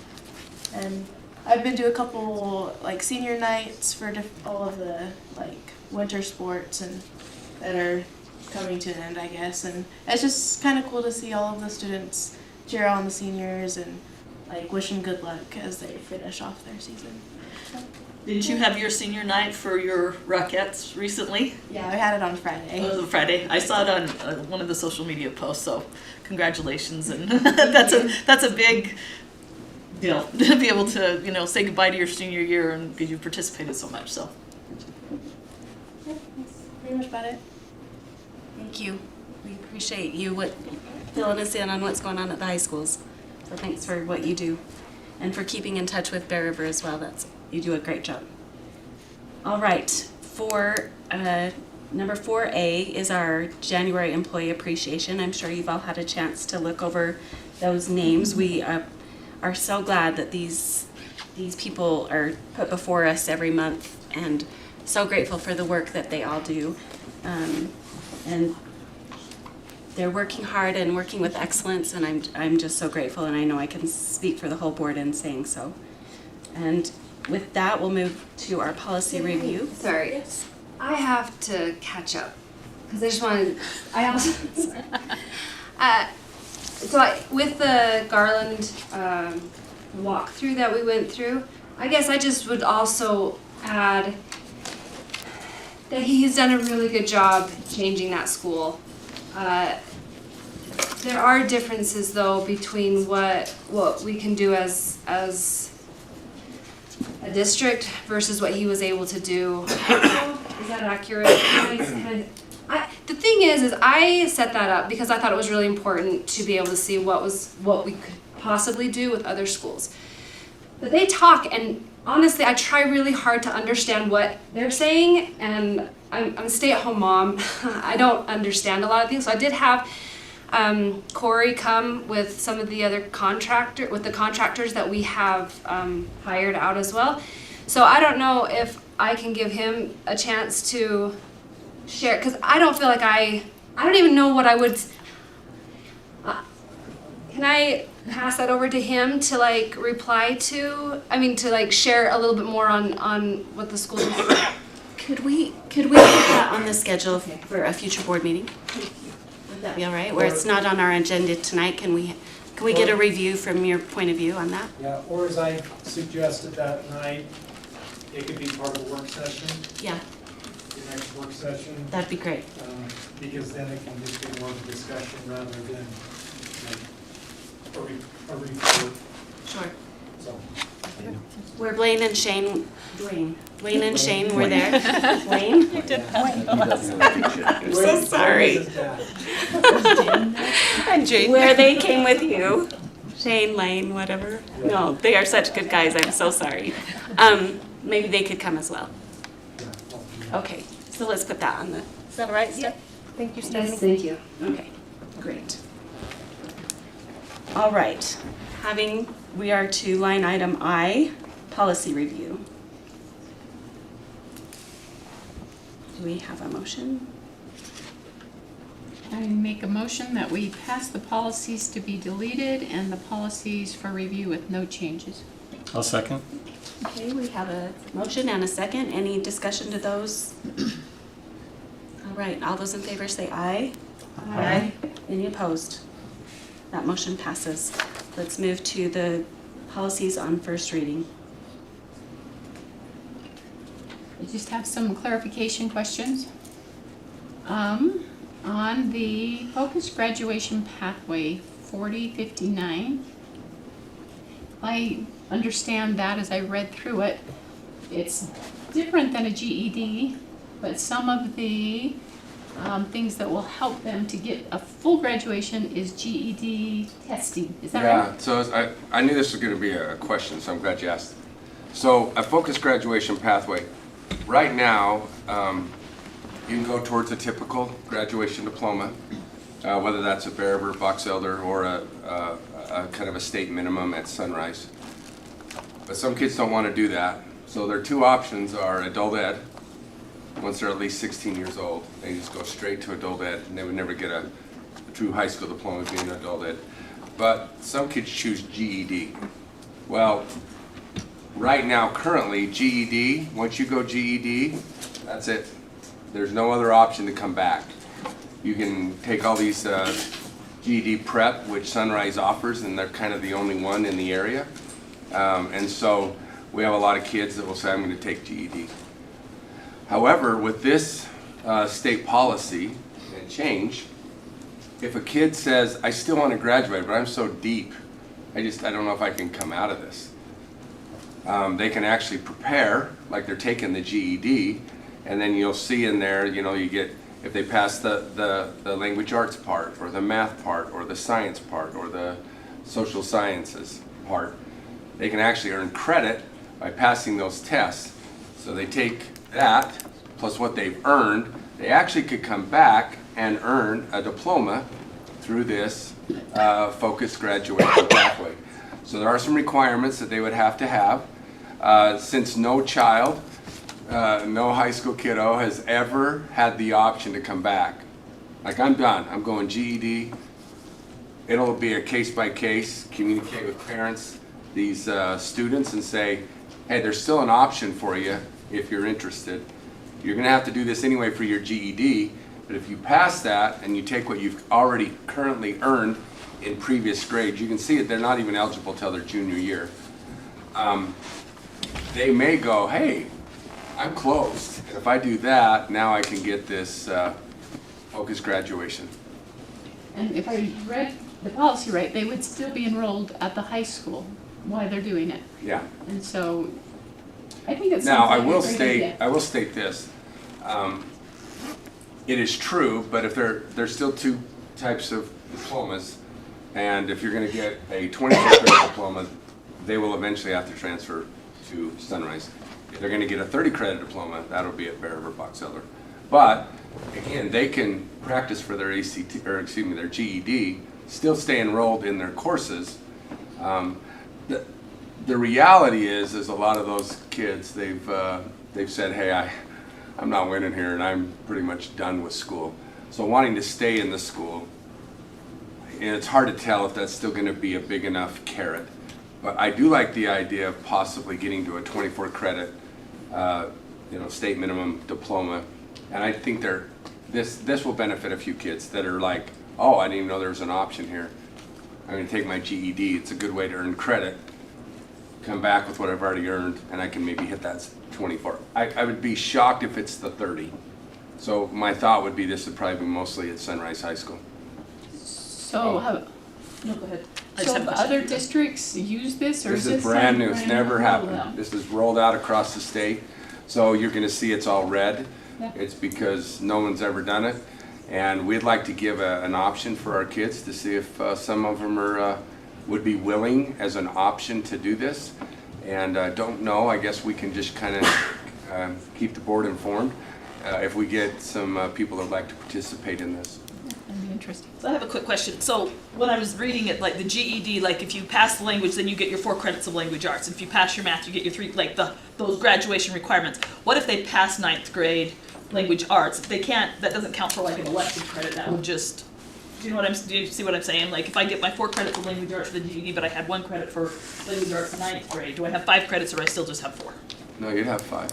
So that could count as like One of them would any be an credit. elective. That's what I was wondering. So for some of those kids that have passed partial things, then it's really makes And it you can see they more have to manageable. have certain levels of deficiency in Yeah. being Before they credit can do deficit that. before Right. they even get this option. So, I mean, they're pretty close. It's not like they're that far away. Yeah. The number escapes me. Let me just quickly I pull didn't this know. up. I want to say 6 and 3 credits behind. Let me see if I'm right. I think it's great. I hope it can encourage some students to finish the course, finish the. Oh yeah, it's in section C. At least 16 years of age, be a junior, senior, be significantly behind. So if a junior, at least 6 credits behind, and if a senior, at least 3 credits behind. Most people that are just 3 credits behind, boy, Sunrise works their guts out, and they do such a great job of getting them there. I don't think people that are at 27 are going to go through this effort because they really could transfer to Sunrise and go at 24 credit. So I think this really is people that might be at 21 or at 15 and they're just maybe done with school. Maybe they just have like, I just don't know I can do this anymore. We can provide this as an option to see if it's a carrot that would help them, graduate. So. Keith, is this a model policy the state provided? Yeah, we didn't change a word. We just took theirs. Yeah. I have another question on the student handbooks and the directory information that it lists that can go out there. If a parent, because it said, there's a lot of things that it said that could go out. Like where a person was born, there was lots. If a parent said, hey, I want to, it's okay if you use my student's name and a phone number, but I really don't want an address out there, I don't want where they were born out there, can they pull back some of the information, or is it all or nothing? So there are things called directory information, but you can decide how much you want to share. And so if you say, I want to limit this, you can go in and say, I don't want that, or that. That's at registration. And that's at registration at the beginning of the school year, or anytime someone comes in mid-year, that'd be an opportunity for them to kind of manage that piece. And is the handbook like online for all the schools? Is that how they do it? So any schools go? I will just tell you One of the that. requirements links during, one of the many during registration. Right. Sometimes we do a disservice to our parents to make them read 47,000 things. And I hate to, if you have multiple children, now you got to do it multiple times. And, to parents' credit, they just sometimes don't have time. However, we have to give notice, and you don't give notice. But anyway, back in the day, and honestly, I still remember early in my career, you would see Box Elder High, and you would have their name, and you would have their home phone, because that was the only phone we had. And so there was the name and a home phone, and they would have an address. By the way, you could get that out of decks, or out of, not decks, what's it called? The yellow pages. Yellow pages or the White white pages. pages. White Pages, yeah. Yeah, people don't even know what that is if you're younger than me. But anyway, that used to be pretty common, that everybody would do that. And then everybody kind of went to cell phones, and then we didn't have that information. So we really don't do that. We don't really post. I don't think we have one school that posts anybody's information. I think there's some people that like it, but I think it's kind of like, so we don't have anybody in the handbook posting someone's individual information. The reason I ask is, I think it was about 2 years ago, I had a parent call me, and they were frustrated because their child had got some award, and everybody else's name was in the paper, and their child No, wasn't. I can address that. And So, because they had opted if I opt out, if you're not careful what you opt out, it's not an all or nothing. Yeah, But so- some people go, I do not want my picture given to anybody. Well, now they're not even in the yearbook. Well, where'd my child go? Well, you actually opt them out. So what we've done is we said, hey, parents, come in and talk to us. Answer your questions. So we actually make them come in. We're not trying to make it difficult. But yeah. And so- if we see a form online, we'll actually call them and say, hey, FYI, I just wanted you to know what you just signed. You may or may not have read it. Is that what you want? Oh, no. No. Let's keep the picture. I want them to be able to recognize, which is how we use pictures. We don't use them to demean kids. But sometimes they don't read it because there's 47 documents and it's a little rough. That's why I wanted to make sure that they could just opt out of certain things. Absolutely. Okay, thanks so much. Keith, on 5054 prohibited food. This is one of my favorite I'm ones. so excited. I'm so excited. Because I tried to go dye-free and it works at home, but not so great when they're still getting stuff at school. So B1, it says, neither any district, school, nor any person may during the school day sell, donate, offer, or serve on school grounds food that contains a prohibited food additive. And then 2 says, however, food with prohibited food additives may be sold in a vending machine or as a concession at a school-sponsored event, but that would have to be after school, right? Correct. Or extracurricular. In addition, a student's parent may provide students with such food during the school day, but that's just an individual parent, like in a home lunch. Correct. Right? And a teacher may provide students with such food, but they have to get permission from every parent at the start of each year. So, donated items, like class party food, stuff like that, that's during school hours, so that's a no. That's all gotta be, it's all gotta Right. meet the obligation, the number here. Okay. It can't be prohibited food. Yeah. Now, I will tell you, unless you guys, well, I'm sure you're all smarter than me. I just want to test you. I want you to look at that list right there.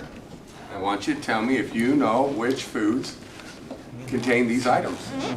I'm colorblind, so I don't really like F, D, and C green, number 3. But I'm all right with F, D, and C blue, number 2.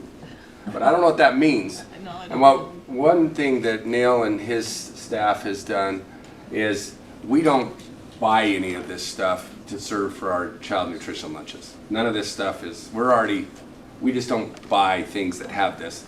I think the vendors have done a good job They've done a taking really this good out. job, So like, if get they're us in vendors for line. food service, then they. Exactly. However, I wish I knew, I guess I can Google it, but which are the most common foods eaten by a 8th grader, a sophomore, that contains F, D, and C red number 40? Cheetos. And I don't even know, is that a cumulative list? Red Mountain Dew. Anyway. The challenge here is that the food providers, things like Cisco, has reformulated their foods they provide to schools for school lunches, but the retail packaging has not changed. So Cheetos, for example, doesn't have the dye in it in the schools, but you buy it at the store, it does. So trying to provide a comprehensive list of foods that we cannot serve in schools, it's very hard. Because they've already done the favor for us, so they can continue to sell to us, but they have not extended that to the retail packaging. And they have indicated they are unwilling to do so at this point, because This is a state-by-state requirement, it's not a nationwide requirement, so it makes it really hard on retail operations to make that adjustment. So like if I'm a parent and I'm in charge of a school party and I bring something, like, yeah, how are we gonna tell them, like, or my kid has a birthday? Like if I wasn't on the school board, I probably would, I mean, I'm sure it's in the 47 pages that we read, but. We're gonna have, Like- maybe Jamie and principals will have to Really put that out. Put that word, cause I'm like, And PTAs. that would be, PTOs. And my girl always and wanted. I know I to don't want an know. exhaustive list, but I do think it would be nice to have, The common give me a couple, Some common things, yeah. top 2 or Or some 3, good options to bring. What's or maybe some options Yeah. that Probably a would not, yeah, easier list? I was gonna say, I think maybe 2 or 3 things you can bring, yeah. because I was looking at that and I'm like, I guess, the old room mom in me is like, yeah, I wouldn't sign up anymore. Yeah. Yeah. It's too complicated. So like Rice Krispie treats. Marshmallows have blue dye. Marshmallows do? Marshmallows have blue White. dye. Well, they're white. So What was that? you Does it? you couldn't bring Rice Krispie treats, something that you would think has no color in it. But just putting a little plug out there, you can order Rice Krispie treats from one of our cafeterias and theirs would be made without dyes. Yeah, that's I gonna think take what you'll some. find is encouraging parents to fill out the exemption form. And if your child has not filled out the exemption form, they wouldn't be able to partake in class treats. I think that's the envision. It's not the best solution, but that's how the law is written. But just saying, chocolate is not on that list, so chocolate. minus You're a M&Ms. chocolate. Yeah, don't do M&Ms, but chocolate. Now, I think you probably noticed that things can be in vending machines, and not that our schools have vending machines, some of them do. But there's certain limitations of what can be in there. So it's not like you can just put whatever you want into a vending machine. They have to meet qualifications from the federal as well. So that's why if they're in there, they're really meeting another set of what can be in a vending machine. It's a lot of fun. All right. I will make a motion that we pass the policies on first reading and also the policies on second reading. I'll second. Thank you. We have a first and a second. Any more discussion or questions to the motion? All right. All those in favor say aye. Aye. Any opposed? That motion passes. Thank you. We're moving on to the board discussion items, letter J, and the legislative update from the superintendent. Let's see, I've got the, they're in the, but I did make a paper copy. Whoops, I did make a paper copy for everyone. It's fairly comprehensive. As Keith, if you wouldn't mind hitting that first one, the JLC tracking sheet, and just for FYI for everyone, the JLC is the Joint Legislative Committee, and what that is comprised of is across the state. It basically is 17 superintendents that have been selected. It's usually a seniority type thing. I've been on the JLC for a number of years, and it's 18 board members from throughout the state. And what we do is we meet on and off, throughout the summer and the fall and the winter, and we talk about legislation. And when the legislature is in session, we then meet on every Friday and we discuss the bills that are being proposed for education. And quite often, the legislator, whether it be a House bill, a House member, or a Senate bill, the senator, would come to our meeting, and we have that up at the Capitol, and they come and propose their bill to us and explain why they're doing it. And then after that, the Joint Legislative Committee discusses it and then takes a position on whether or not to support that bill from our side or to oppose that bill. And most of the time, when we support the bill, our leadership, and both the Superintendent's Association has a presidency and the Utah School Board Association leadership has a presidency. They then spend more time, and the next week they would go and find that certain legislator and say, hey, we really love your bill, we're behind you 100%, or they would say, we're opposing your bill because of this, this, and this. Is it possible that you can maybe tweak something, make it so that it's more easily to put into action in our school districts, or they just flat say this, we're very much just opposed to this bill. And so it's just the legislative process, and it's our side attempt to try to do that. So then just this week, and it was from Friday, we got the next one, and you can see up there the bills that we support, the bills that we oppose. Keith, you wouldn't mind scrolling up? I've never, is it up to you if you want to see the red? Or Down. Down? I always get that backwards. My wife gets mad at me. And so you can see there just happens to be a lot more that we would oppose and for every one of those bills, we have some rationale of why we do that. And what I did do is the next one, Keith, if you wouldn't mind, go to the JLC supported bills. And as we go to that joint legislative committee, and Karen and Stephanie were able to go, and last year, it's been the last 2 years, Tiffany was actually one of those school board members that was on the joint legislative committee. So Tiffany would go to those meetings on Friday, and it's starts at 11, goes to usually 2, and sometimes, but very, very rarely do we ever get done at 1:30, but we go through all the bills, a lot of debate, not just those 17 superintendents and 18 board members are there. Usually a lot of other board members are there, a lot of other staff members from the district are there. At times, you know, if I see Bryce Day out in the audience, if it's a special education bill, you know, and he's right there working in Granite, he might show up to give some input. Catherine, you know, we get questions like that from all those types of people to give us more specific expertise in those areas. And so, as you can see, I've listed those bills and just tried to give a really brief explanation of why we're supporting them, then also a brief explanation of why we're opposing them. And so, and then that last thing on there is the Public Education Appropriations Committee. They came out, Neil, in our regular leadership, Box Elder leadership team meeting. Was that just today? It was. That was. It seemed like a day or two ago. It was just today. We had a lot of fun. Yeah. Neil explained the Public Education Appropriations Committee.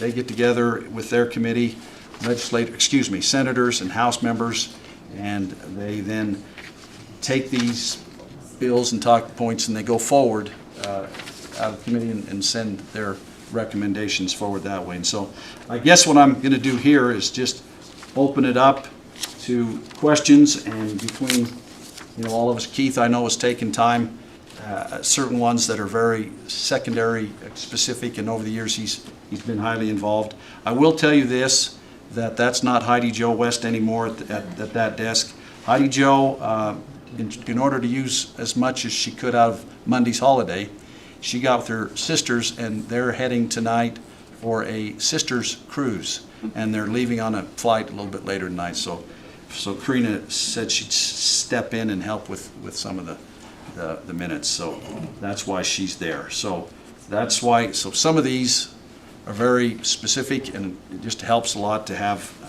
somebody more specific on that expertise. So any questions that I can try to answer?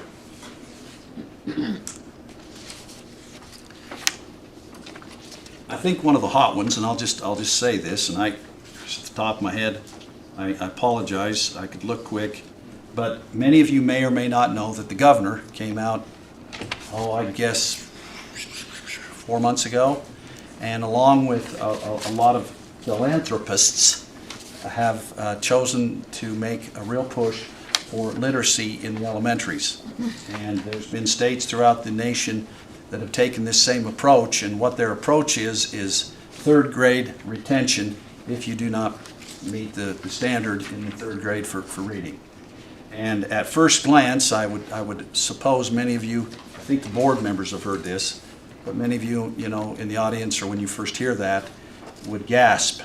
I believe that that's not going to happen until, I believe, 2030. And so what the real intention of the bill is not to just say, okay, you didn't make the cut at third grade, so now you got to stay back to third grade. And that's, if you've seen, just this week in the newspaper came out, Box Elder School District right now has 80% of their kids in third grade passing, so 20 are not. And actually we're very, very high in the state, so we're very fortunate. What the real intent of the bill is not to retain kids to third grade, but to provide more resources and more focus and more effort in K and even, I'll say preschool, K, first, second grade, and to try to do everything we can to get those interventions in place, especially, I think one of the things, if you look at the research, to retain a student in the third grade, socially and emotionally is really not good. Second grade, it's not good, but not quite as bad as third. First grade, not good, but not quite as bad as second or third. And kindergarten, if you're going to retain, is probably the best place to do it. And so the idea is to put interventions into place. Today during our work session, it was nice to have 2 elementaries there, and even our middle school talked about their reading and their literacy scores. And those 2 elementaries, right now I will tell this board, and it was nice, the timing was perfect, to get back and talk about in our work session academics. And it's just so nice to hear what they're doing and all of the efforts that are going into place to try and make sure that we have those students at grade level in the third grade. Yeah, I was a young superintendent, young, believe that or not, 20-something years ago, and there was a book written about reading grade level by the third grade, and it just all the statistics for the last 25 years that say if a kid reads at grade level at third grade, their probability of graduating from high school shoots clear through the roof, and their probability of being successful after high school is really what it's all about. And for those of you who know, when we talk about education and literacy, we talk about K2, K3 as learning to read, and then from that time forward, we talk about reading to learn. And so it's so absolutely essential that we get our students that ability to be able to read by the third grade. And so I think, I'm not going to lie, the first time we heard this, we were in a group, the Superintendent's Association was meeting. There's currently 40 superintendents, and then we say 41 if the superintendent from the schools, from the deaf and blind's there. Going forward, we're going to have 43 because Alpine is split into thirds, so there'll be 43. Anyway, we were in a meeting. Rich Nye, who is currently the governor's advisor on public education, brought that to us, and it was just like, you're nuts. And part of the problem is if you look at what would happen, let's say 20% of our third graders were retained. Well, right now in our third grade, I would bet we have between 850 to 900 kids. Is that a fair stab, Keith?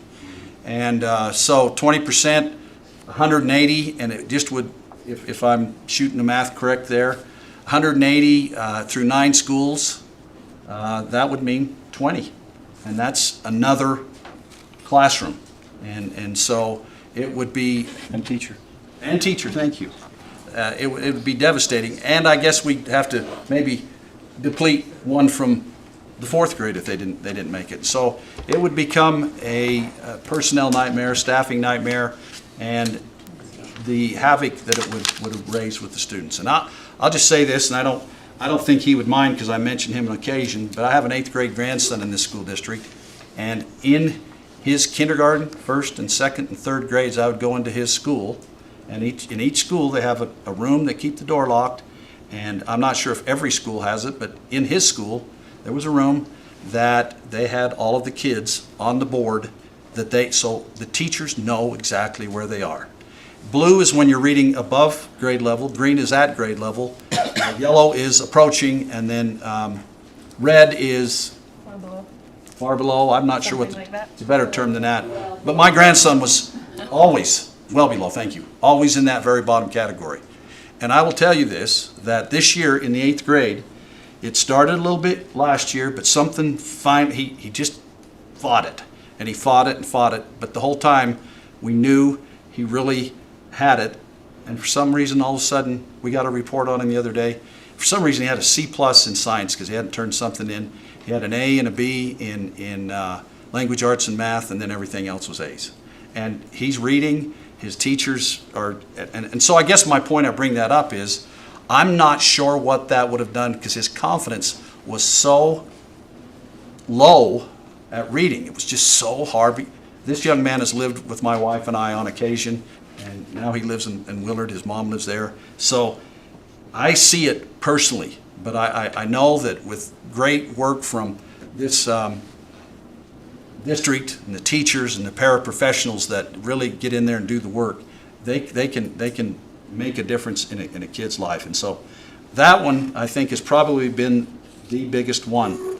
So any questions about that? And I think there's we talked about it in the PEA that there's, I want to say 17 million being pushed towards interns in the class, or pairs in the classroom. Does that sound right? 16. And right now, when you hear the term 16 million, times that by 2%, because we're really 1.8 something percent of the total student population in the state of Utah. Our 12,000 kids, so times that 16 million by 2, and you get $320,000. $320,000. The average paraprofessional that works 20-something hours a week is about $20,000. Is that fair? About right, yeah. Okay, and so divide that into, I believe Heidi Jo said today that there's about 100 K3 classrooms, 108, 109. Right around there. So you can see that that money is and going to help. She has made mention, as you may or may not know, that we were able to put paras in kindergartens where we went full-day kindergarten just last year, or has it been 2 years? It's for this year. There has been a lot of thank yous coming from kindergarten classrooms saying thank you for those paraprofessionals. And many of you who are familiar with schools nowadays, I hate to say this, but in a classroom, K3, we try to keep between, we like to keep kindergartens at 18 and not get much over 22, but there's always those bubbles where we have 23, 24. But unfortunately, if you split the kids up evenly, let's say one of our elementaries has 4 classrooms of first grade, that's going to be 88 kids. And the chances are of that 88 kids, there's going to be at least 2 or 3 in each classroom that do have some severe behaviors. And it causes a lot of problem for that teacher that's trying to teach everybody. And so to have a para in there, both academic para and or behavior para, really makes a difference in a teacher's life, but certainly a student's life. And so hopefully this money will come through and be able to help us. I think that's one of those good ones. So I've just talked a heck of a lot, but so questions that I'd like to make a comment on the governor's plan. I agree with everything you said about resources and giving the kids everything they need.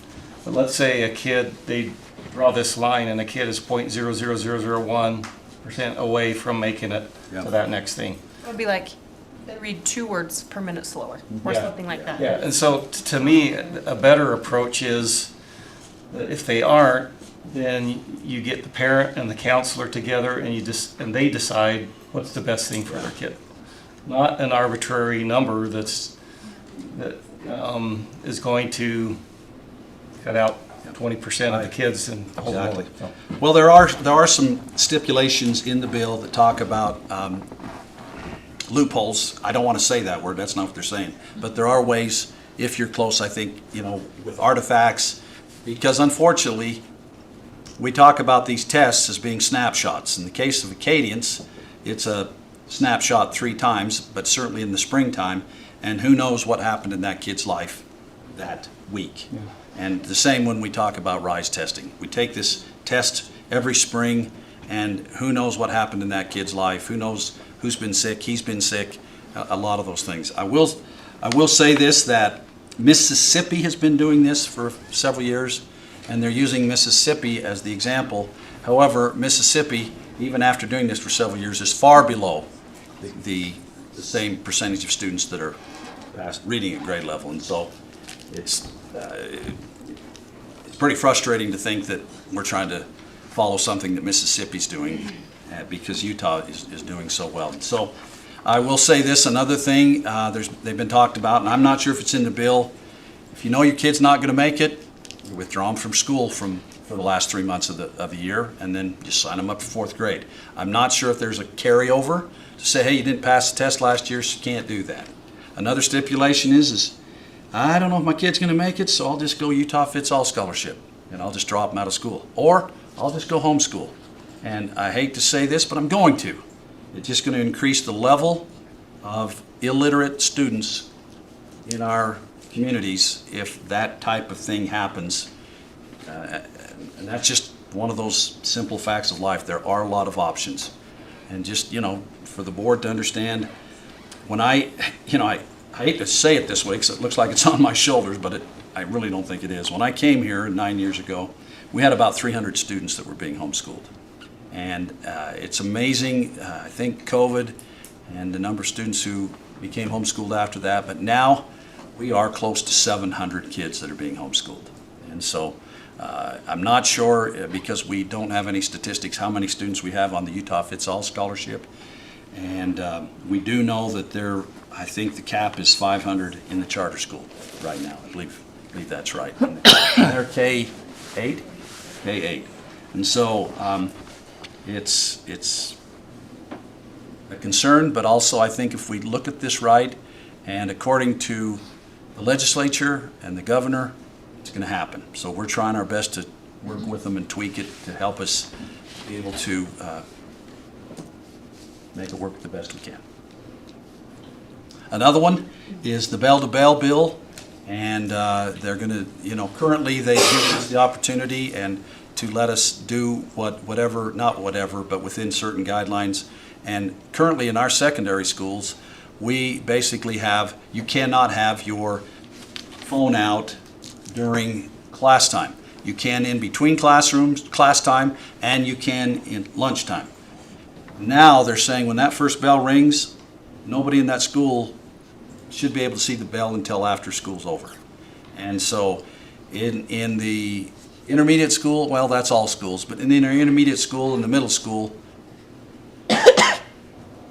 we're going to get we actually get a lot of kickback from telling kids they can't have the phone, and there are always, not loopholes, but workarounds, students with diabetes, students with health issues, sometimes, things like that, but there's been a lot of research, and everybody is pretty much on board. They feel like bell-to-bell is something that they talk about in states where they've done this. The kids are talking to each other more at lunchtime. There's more interaction during class time. So I do think there's some real positives to it, and I'm not going to lie, I think people that would attend this meeting would not understand, but there is a certain percentage of people out there that are angry when you take their phone away from them and make the parent come and get them at school. Because I think we give them a couple of breaks, third time, Mom, Dad, you've got to come and get, we're not trying to steal them, but we're trying to just impress upon them. If you're looking down here, you're not listening to the teacher, you're not engaged in your classwork. So that's another hot bill that... Superintendent, I just wanted to clarify. Harris and Young have a bell-to-bell? Morning to afternoon bell-to-bell. Okay. However, the middle schools and the high schools are just during class period. So we've got a little bit of a... We're a little further We've got along. a test case. Okay. Once again, I've talked a lot. Any other... So on that bell-to-bell, is the JLC support or opposed? What number is it? Gosh, right now I don't know. We do support it. I don't think it's on the list. Really? I saw it, I thought. Is it SB 69? I'm not sure what they're calling it, to be honest with you. Talked about it to death, but I haven't. Yeah, it's SB 69, Keith's right. Oh, it is, yep. 69? School device revision. Yeah, school device. And that's even, then the discussion even goes further, talking about Chromebooks and iPads and how much, we've tried to evolve because the testing, for one thing, and currently in America, most jobs, you're going to have to use some sort of a device in order to be able to function in your job. So we've evolved into using Chromebooks and iPads quite a bit. And there's a lot of discussion that we should pull back on that. And I don't know, they talk about reading on paper. There's research that shows that you have a better retention and a better literacy rate when you read on paper. And so that's going to be interesting. I'm fine with that, but then they have to turn the tests back to paper, because it's not fair to give kids practice on paper and then give them a test on technology they don't know how to use. That's exactly why I feel like we've been pushing with the Chromebooks. So again, you're saying that the JLC supports that? Yes. The phone one, but Yes. not the balance. No, act. the phone one. Yep. It's in not on the this. front page, so I was just gonna write it. Well, back. it's in that support right there. I'm not sure. I'm not sure if it's in my recaps. It's SB 69, it's right there. Okay, sorry, missed it, thank you. I'm trying to think of anything that I will tell you, there's a bill out there that currently, if we declare a school building as surplus property, that there's some processes that a school district has to go through to offer up the property to the local entities. In most cases, it would be a city first that would have first dibs at a property, and secondly would be a county. And the bill is to make it so the charter school would be the first right of refusal, a charter school.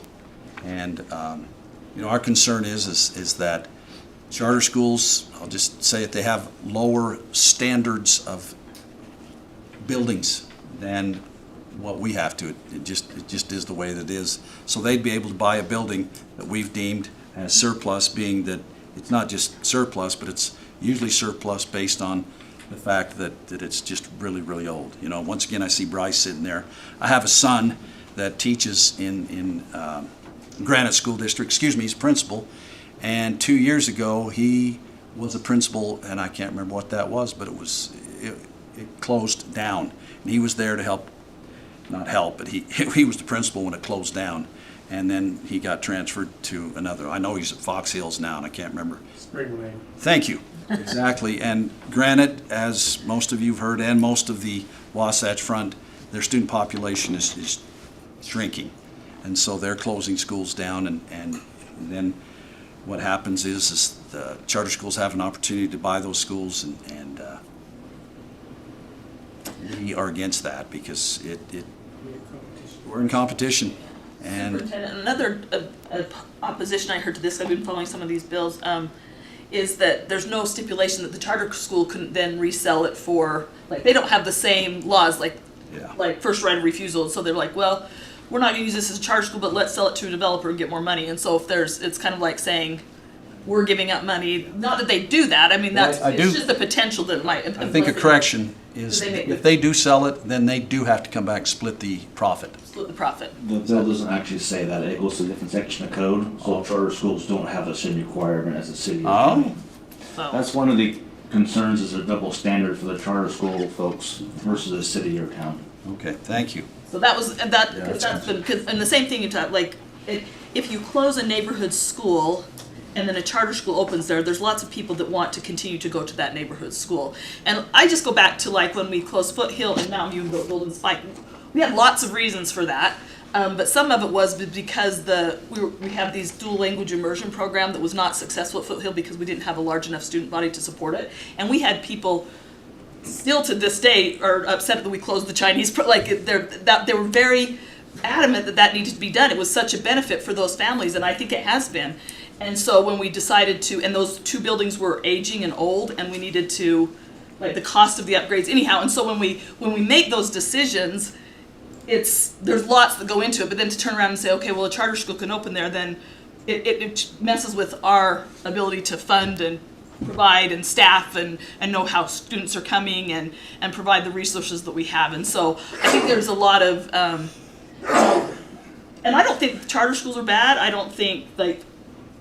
I think everybody there's a good fit for what you want, but I don't think we should penalize public schools to benefit something else, I guess is what I'm saying. Exactly. Maybe just in closing for this topic, from my time on JLC, there were many reasons as to the whys of support or not support. And it's so important to understand and really be told the why. Because if you look at, for example, SB 85, Excellence in Education and Leadership, you might, just looking at that, think, why in the world would the JLC not support a bill that is for excellence in education? But if you then understand the why behind it. So thank you for putting all those explanations into it. It's so helpful and so important.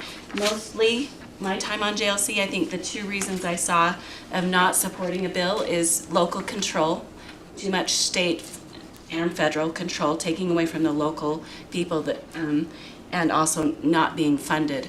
Mandates that are given to, I mean, what district wouldn't want safety of our children as the top priority, but when we're given mandates that don't come along with any funding, it's almost impossible for us to make that happen. And so those are the two most common reasons that the JLC would oppose some of these bills, but it's important to understand the why, not just a yes or no. When we went down and talked to Sandal and Peterson, I feel like Sandal said something like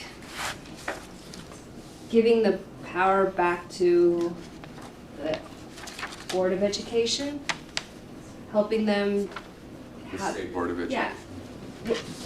Is that something that he said? Is that something that's going on right now then? I think the context was, a lot of times, constituents in communities and it could be parents, it could be, anybody, but they have some change that they would like to see. And according to what he was implying is oftentimes they maybe go to the state school board to have these things addressed, and maybe they're not being addressed, maybe they feel like they can address them. And so what happens is they go to their legislator. And the legislator, they feel obligated to listen. And so that's why we have so many educational bills come in year after year after year, where, according to Senator Sandal, he feels like a state school board can take some of these issues and let's address this with our policies and rules and make this happen so it's not a legislative issue. But that was and he's hopeful moving forward that they can make necessary changes so that state school boards power, just like each of you can make policies and put in place that would allow to ensure that our students have the best opportunity and to deal with those things that are maybe causing kids not to be able to learn. All right, we're going to move on unless there's any more discussion. We're going to move on to the consent items. I have some things on the minutes for the February 4th. It says that Wade was there and voted both times, but he would not be in there. Oh, boy. So that was not there. We need to do that. I was not there, so. We missed you. And then also, it doesn't have that, is it right next to you? You came. Oh, I'm not on there. She didn't, she came in and was able to vote on the closing one, so. Danielle. Yes. I know you. So, anyway, I'm in attendance at the top, just not on the vote at the bottom. Well, yeah, but not on the vote, so I think Danielle, and usually we would put the time that they came in, just for the minutes. I don't know what time it was that you would come in. Thank you, Karen, for catching up. Probably 6:45, And 7. You just say 7. I probably got there at 7. then, on one of the consent items for K9, the construction contracts, I'm not sure exactly how much money that would entail, but I would think that that would be something we would talk about during our February 25th meeting and setting the priorities for using the money going forward. So this contract is responsive to the RFP that was approved by the board previously to begin the design of a expansion in Discover Elementary. So this contract is just formalizing the RFP that we already approved and turning it into a work product, which we have already began doing with the contractors after the approval of the RFP. So how much money would this be putting out to This is a K9? percentage of the build cost, and then since this is an addition, they're usually around between 6 and 7% of total build cost. So if it's a $10 million project, it'd be $600,000. So I'll go back to my question. It was my understanding that in our February 25th meeting, we would be discussing facilities and what we want to do going forward. If this one doesn't, we don't know where it's going to fall in the priorities, so we wouldn't necessarily want to be spending money on anything at this point, I would think. So upon the approval of the RFP, the contractor architects are working with us. So we have services that have already been rendered that we will be required to compensate them for. This formalizes that. At any point, the board can vote to terminate the contract, and then we would only pay for service rendered to that point. So you're saying we couldn't put a hold on this? We could, but we won't change any services already rendered and fee for services we would owe for those services. Right, we would have to pay what they've given so far, but this could encumber us for further monies. No, it won't encumber us for further money, because whenever we decide we're not going forward, we owe up to that point only. At any point, either party can terminate the contract. There's a section for termination that allows us to do that. Similar to what we did with the West Tremont Elementary in 2017. When we terminated that contract, we only paid for services rendered up to a certain point, and nothing past that. I guess I guess the question is, how much is going to happen in the next 2 weeks? Not much. We're finalizing some designs of like where we put cameras, where we put outlets for different requirements. We're not going much. Nothing's going to happen much in the next 2 weeks as far as consequential additional expenditures. So is this something that we could put on the March? We certainly could. Do that. So then I make a motion I have a question before we do that. Does that affect, like if we do move forward, does that affect our timeline in any way? So like, does that make it so after our discussions, and if we do move forward with this, does that hinder our ability to get the addition done when it needs to be done if we went that direction? I don't think there's any consequence to a 30-day waiting period. So the work's still going forward. There's not a motion before the board right now to cease work on any of our buildings. It wasn't a consideration. So I don't know what effect that would have, because it's not a motion for the board. It's not a thing we're considering right now. So work is going forward. On design work only.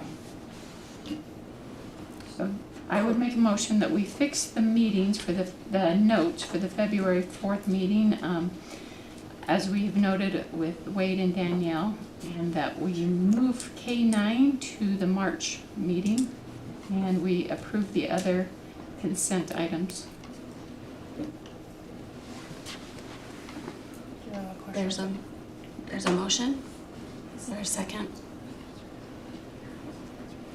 Would anyone like to amend the motion?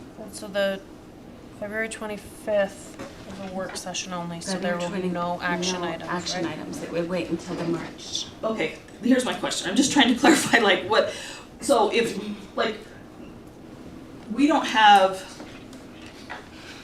I'm just trying to understand, if we don't pass this, will they still work on it over the next month before we pass it, because we've already contracted with them, like we passed the RFP, so they could continue to work because we don't have a motion to terminate their work? That's correct. So even if we say we're not going to pass the contract, they can continue to work, and then we're responsible for any work that they do until we terminate. Correct. And we can't terminate until we have an action item.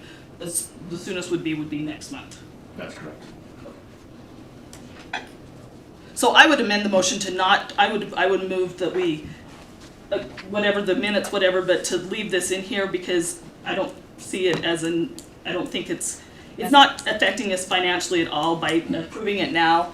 And then when we make that decision, and then we can make a motion next month to say terminate the contract, because we've already done this RFP, we've already said you're going to do this, we're on whatever, liable for services rendered until we terminate, and we can't terminate until, does that make sense what I'm saying? Yeah. So I would amend the motion to do that, but also include the contract as part of it. Well, and my personal feeling is that we can discuss it on our work session on the 25th, but it's not an action item tonight, so we can't really vote on it tonight. I mean, we could in March. Yeah. So I think we need to discuss it first on our meeting on the 25th, and then if it's an action item, then we vote at that time on the 25th.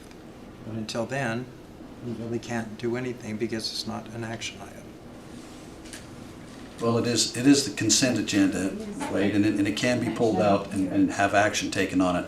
However, I'm not sure in Robert's Rules of Order about the amendment or friendly amendment, but at the current time, there is a motion on the floor, and at this time, there wasn't a second yet. So if you go through the process, we can find out what the majority of the board would like to do with this particular topic. So the first motion, is there a second on the first motion? So there is not a second, so then we move on to a new motion. So I motion what I just said before.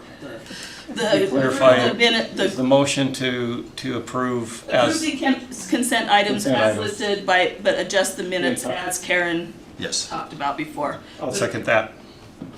Okay, we have a motion and a second. Any further discussion on the motion? I guess I don't see a benefit of not continuing through. I mean, we're putting so much effort into having these plans. I just remember, I wasn't on the board when the bond went through, but I know a lot of people were very, very disappointed that there was actually no physical plans to vote yes or no on.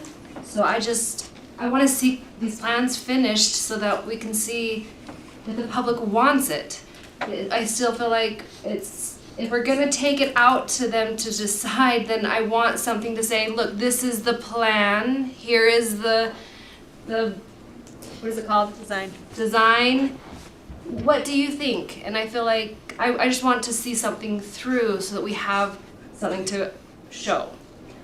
So that's why I'm saying, how do I end this conversation? We're about to.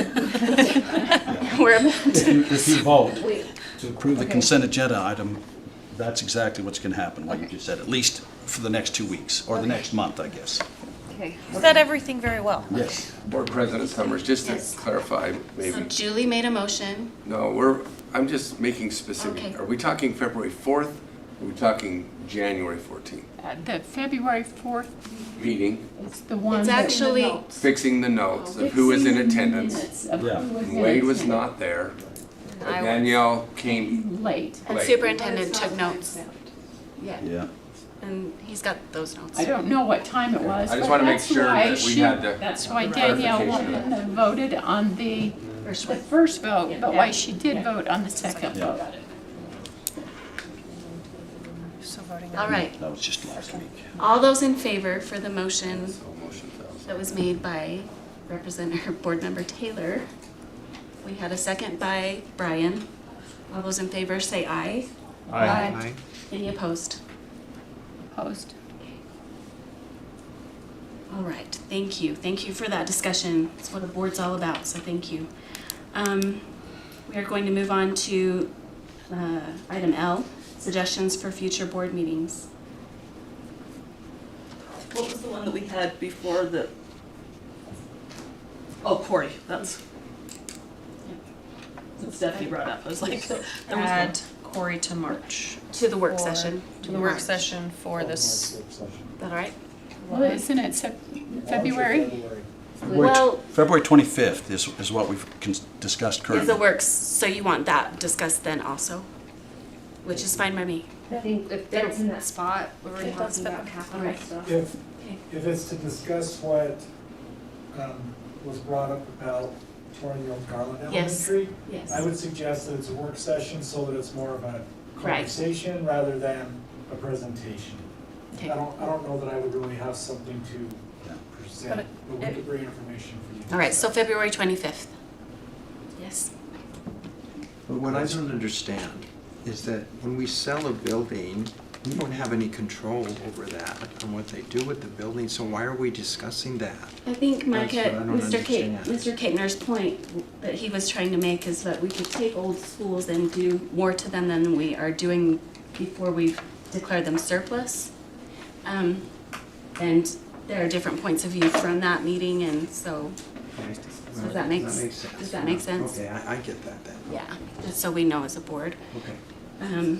So one suggestion that I have for a future board meeting is to look at the prioritization of major capital projects as a whole board. You may discuss that in committee meetings, but I think that that is something important enough that the board needs to also discuss that.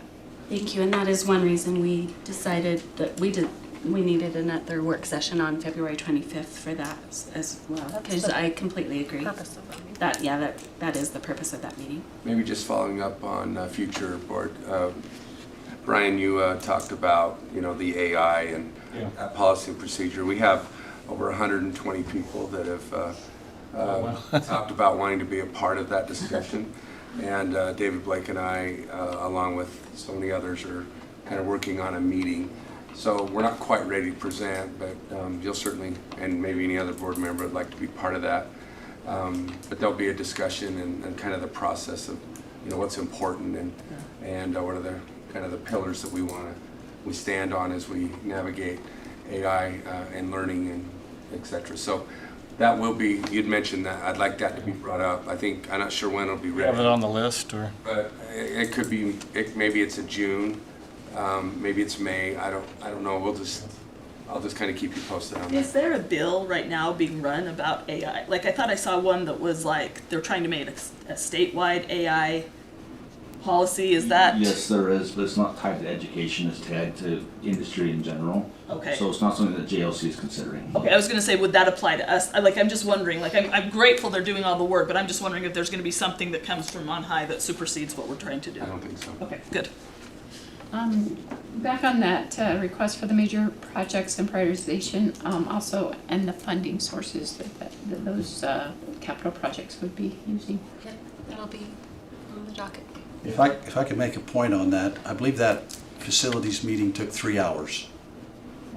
4 maybe? 5. And so, I left it. I don't know how we're gonna, 4. I guess we can brief over kind of what you did already tonight, so we can have that on work session. That's the reason we have it on a subcommittee, is because that takes 4 hours out of somebody's life and 3 board members, and so it's concerning when we have a subcommittee do the work and then turn around and do the work again. So should we stop having the facilities advisory committee and just do that in a 4-hour meeting? Really puts a damper on the whole process, and that it really concerns me. I wouldn't want to do that. I would rather give it to the committee and then we summarize it. Okay, so Corey, once again, maybe just a little more detailed summary than what you had tonight would be very behoove us. Thank you. So an hour and a half instead of 4 hours? Well, I hope a little shorter than that. And let me just say this. We talk about a work session. They're open meetings. They're just like this, other than we don't take action during those meetings. We will probably not have it in this room. I would assume we'll have it in a room across that way, because when we have a work session, to look each other in the eye is kind of hard even here, and so we'll be in a horseshoe shape more, and people will have room in the back for people to come to that meeting. Robert, it'll be televised or YouTubeized. I'm not sure what. I don't know. Broadcast. Thank you. I like YouTube guys. Yeah, so that will be going on that 25th, and we didn't mention. Did we mention the time? 6 o'clock. 6 o'clock. Okay. And we'll get that out, advertised like we're supposed to in plenty of time. So. Okay, thank you for those suggestions. Are there any more before we move up to the upcoming events? We've got the the graduations. We are not making assignments on those graduations. That's just so you can get those on your calendar. Such an awesome experience to be to those. If you have a desire to be the board member that accepts those graduates, would you let me know before next month? Because we'll have those assignments made by the March board meeting. So if you have a desire to do one of those, let me know. We are ready for a motion. I make a motion that we move into closed session to discuss purchase, exchange, or lease of real property, and then. So I think what we'll do is move into closed session, because then we come back into open session for the action item. And then we go again. And then we'll go back into closed session. So just that one. Okay. We have a motion. Do we have a second? I'll second. All right. We need a roll call vote. Stephanie D. Phillips, yes. Ryan Smith, yes. Tiffany Summers, yes. Danielle Wright, yes. Karen Cronin, yes. Wade Hyde, yes. Julie Taylor, yes. All right. We're going to move into closed session, and then we will be back when.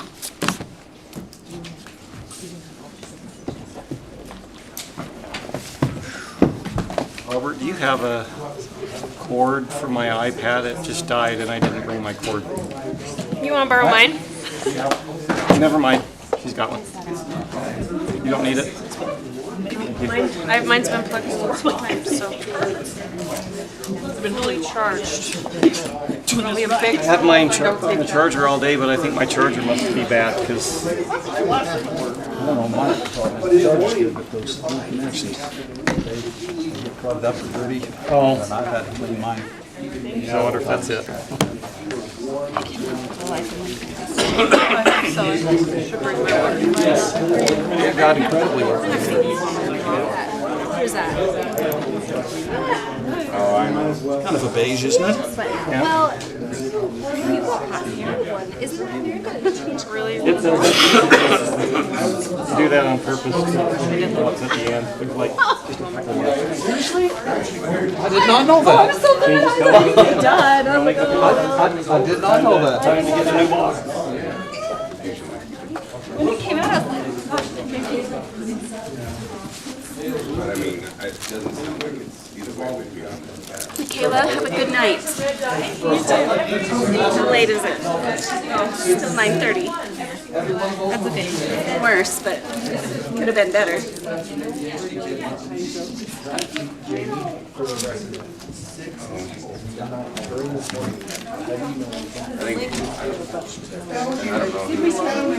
think highlight that part in your video.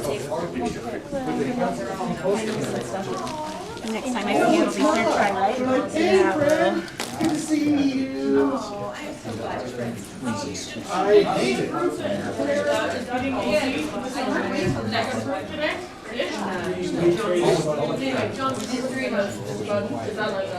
My husband teaches at Brigham Middle. So what's his name? He works with me tomorrow. Yeah. At 6 in the morning. 6 in the morning. He's meeting me here. I'm Ben Wiley. Or the Park Valley tomorrow at 6 in the morning. Yeah. I know, it's gonna be awesome.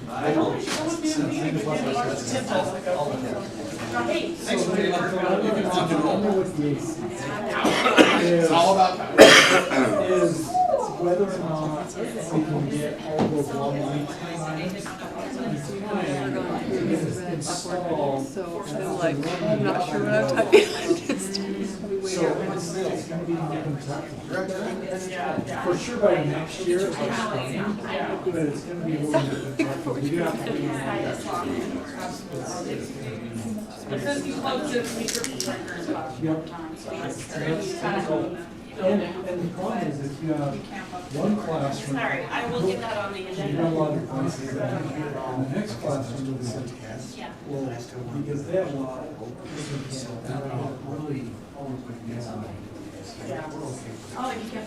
I have another question too. I yeah, know popcorn. we're not on closed or anything.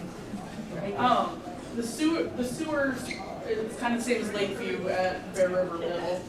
And tonight when we were talking, they said basically every year we would have a budget to kind of do those repairs and maintenance on that, is what they were talking about. But for now, they should be holding okay. And our problem was. I just know he's gonna ask me, and so I'm like, I should just ask a question. The problem that we had a year and a half, years ago, with the sewer or the mill, it was in a tunnel and we had no break. And so our guys were able to get in there and repair the break.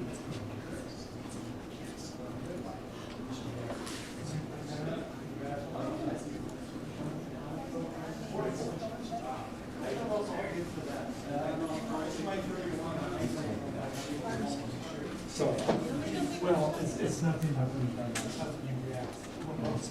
Yeah, thank you.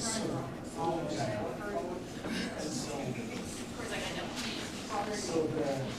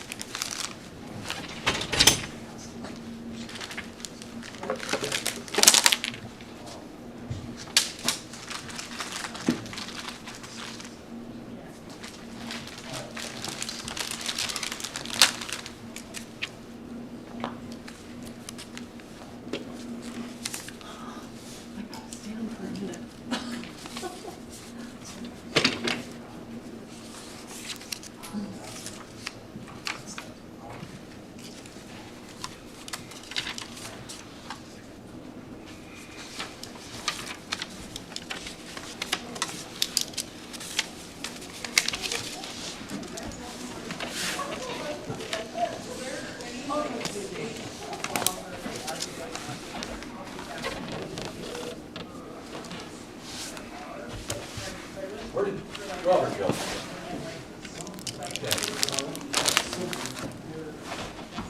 Thanks Keith for your help. Hey, Appreciate it. the room is live, Yeah, okay. so. Thank you. you. Thank you. That's good.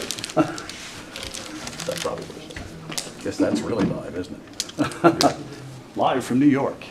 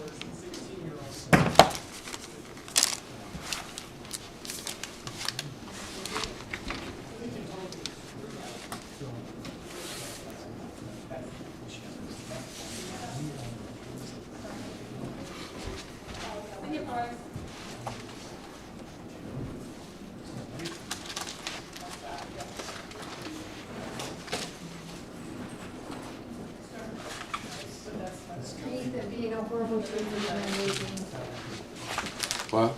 I'm leaving. Okay. Sorry you're not feeling good. I'm feeling all right, actually. I don't sound good, but I feel good. Thank you. Be safe. I'll see you later. By the way, I do need to chat with you. Are you around tomorrow? Yeah, I've got a couple of buckets, a couple of holes. Yeah, text me tomorrow morning by the time.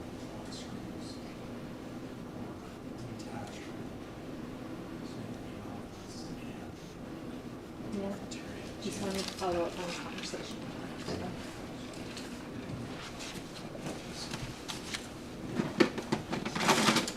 See ya.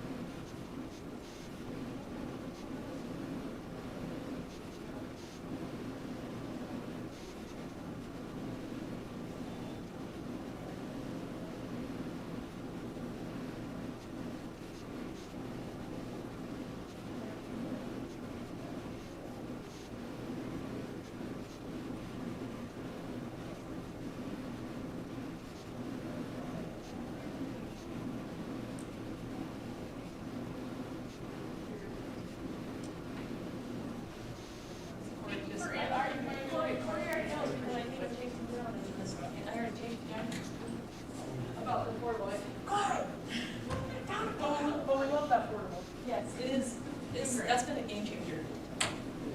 It's been a game changer for the school. I mean, just a huge thing difference, so. Thank you.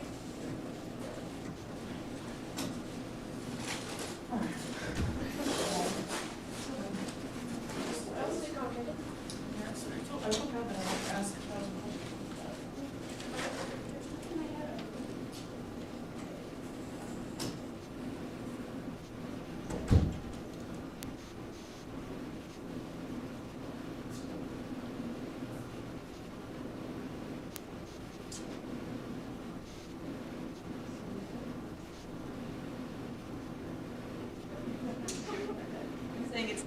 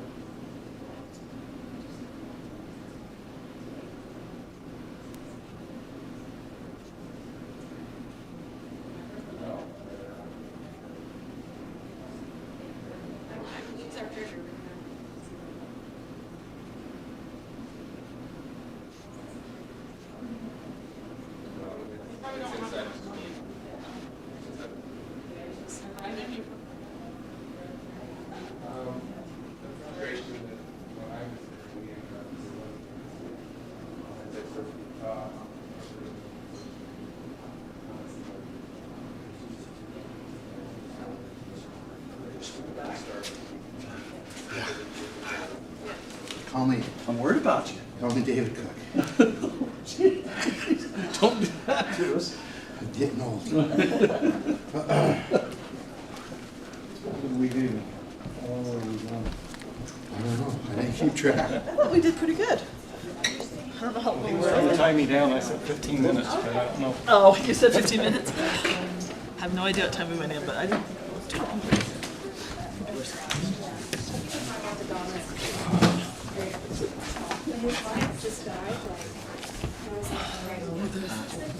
It was fine, and then for some kidney stone or something, it was blender, and then just.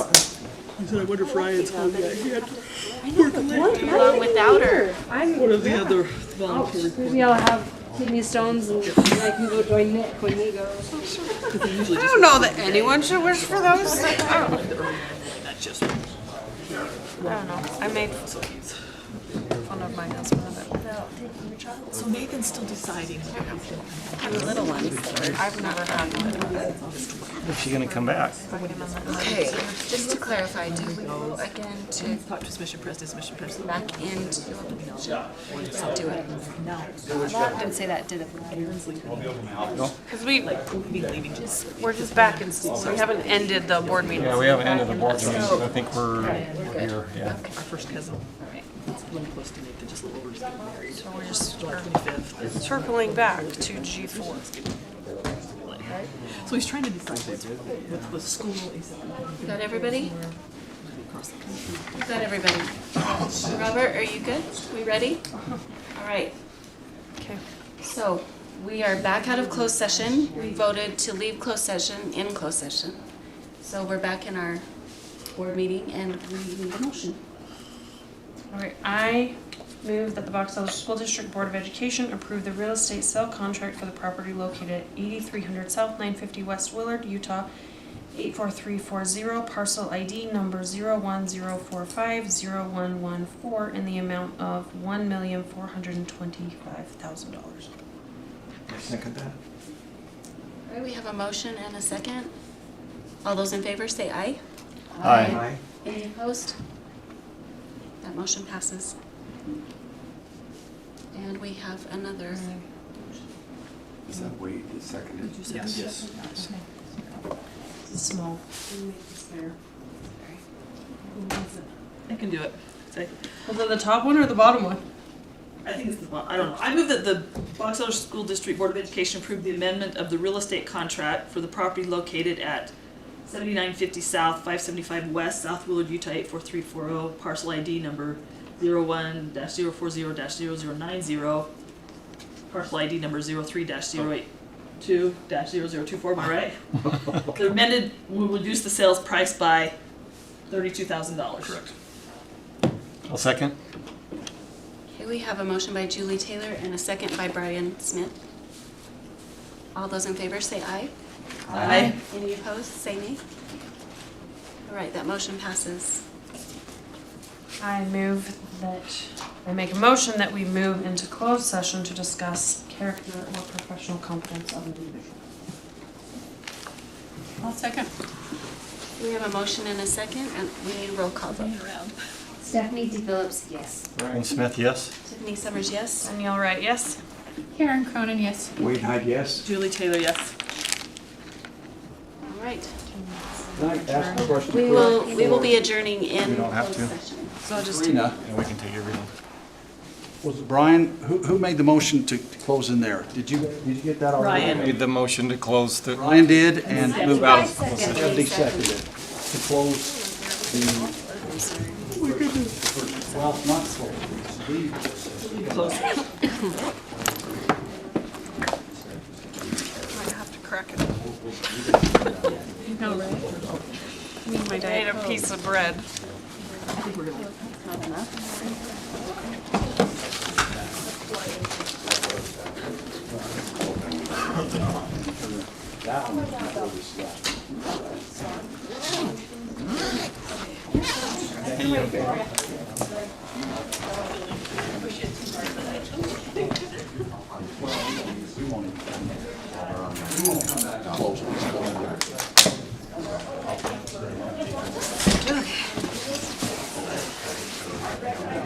I thought you wouldn't see the text with the flyer. Blaine was at a zoning meeting. Crystal had nobody appreciates the school district. She thinks it's being not sponsored by, but is okay with this. For what? That's what she said. I sent you a text. Oh. It's a flyer for another ICE walkout. We do not sponsor. I know. It is a First Amendment right if she reads First Amendment rights. I understand all that. And if they are found on school property and not checked out by a parent, they are marked truant and will follow the procedures. Is it worth having the principals just put something out? Well, now that I know it, I'll just say FYI, and it could be something that all three schools would just. They're saying Fox Elder Middle and then Yeah. So I think we can send out something about. We can send out what AJ kind of sent out. It's like, hey, we don't support this. You know, condone it. These are the consequences. And we worry about safety issues on campus. We really can't really help it. Neither do I. Anti get a little, that makes us nervous, especially, that's a long walk, by the way. We know across how many intersections and cars. It says on that flyer like where they're supposed to meet. Yeah. So we'll make sure they're aware and maybe address it, but we are not promoting. Nothing's being said. I know that. I know all that. I just. That is just a Is flat there really out a group of people who keep paranoia. This one. Kayla. Have a good night, y'all. Can I get it? Thank you, Robert. Why don't you leave it here and I will take it to my office and then I'll make sure that Michaela gets it. I did just text her that she forgot her chocolate. I'll just tell her I'll take it to the Boxer High tomorrow. Oh, she's replying. I'll see what she says. Just say, Mr. Meekum will take it to the main office tomorrow.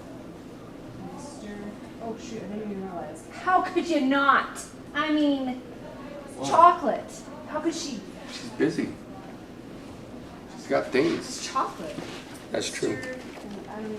Meekum, M-E-K. C-H. M-C-H. M-E.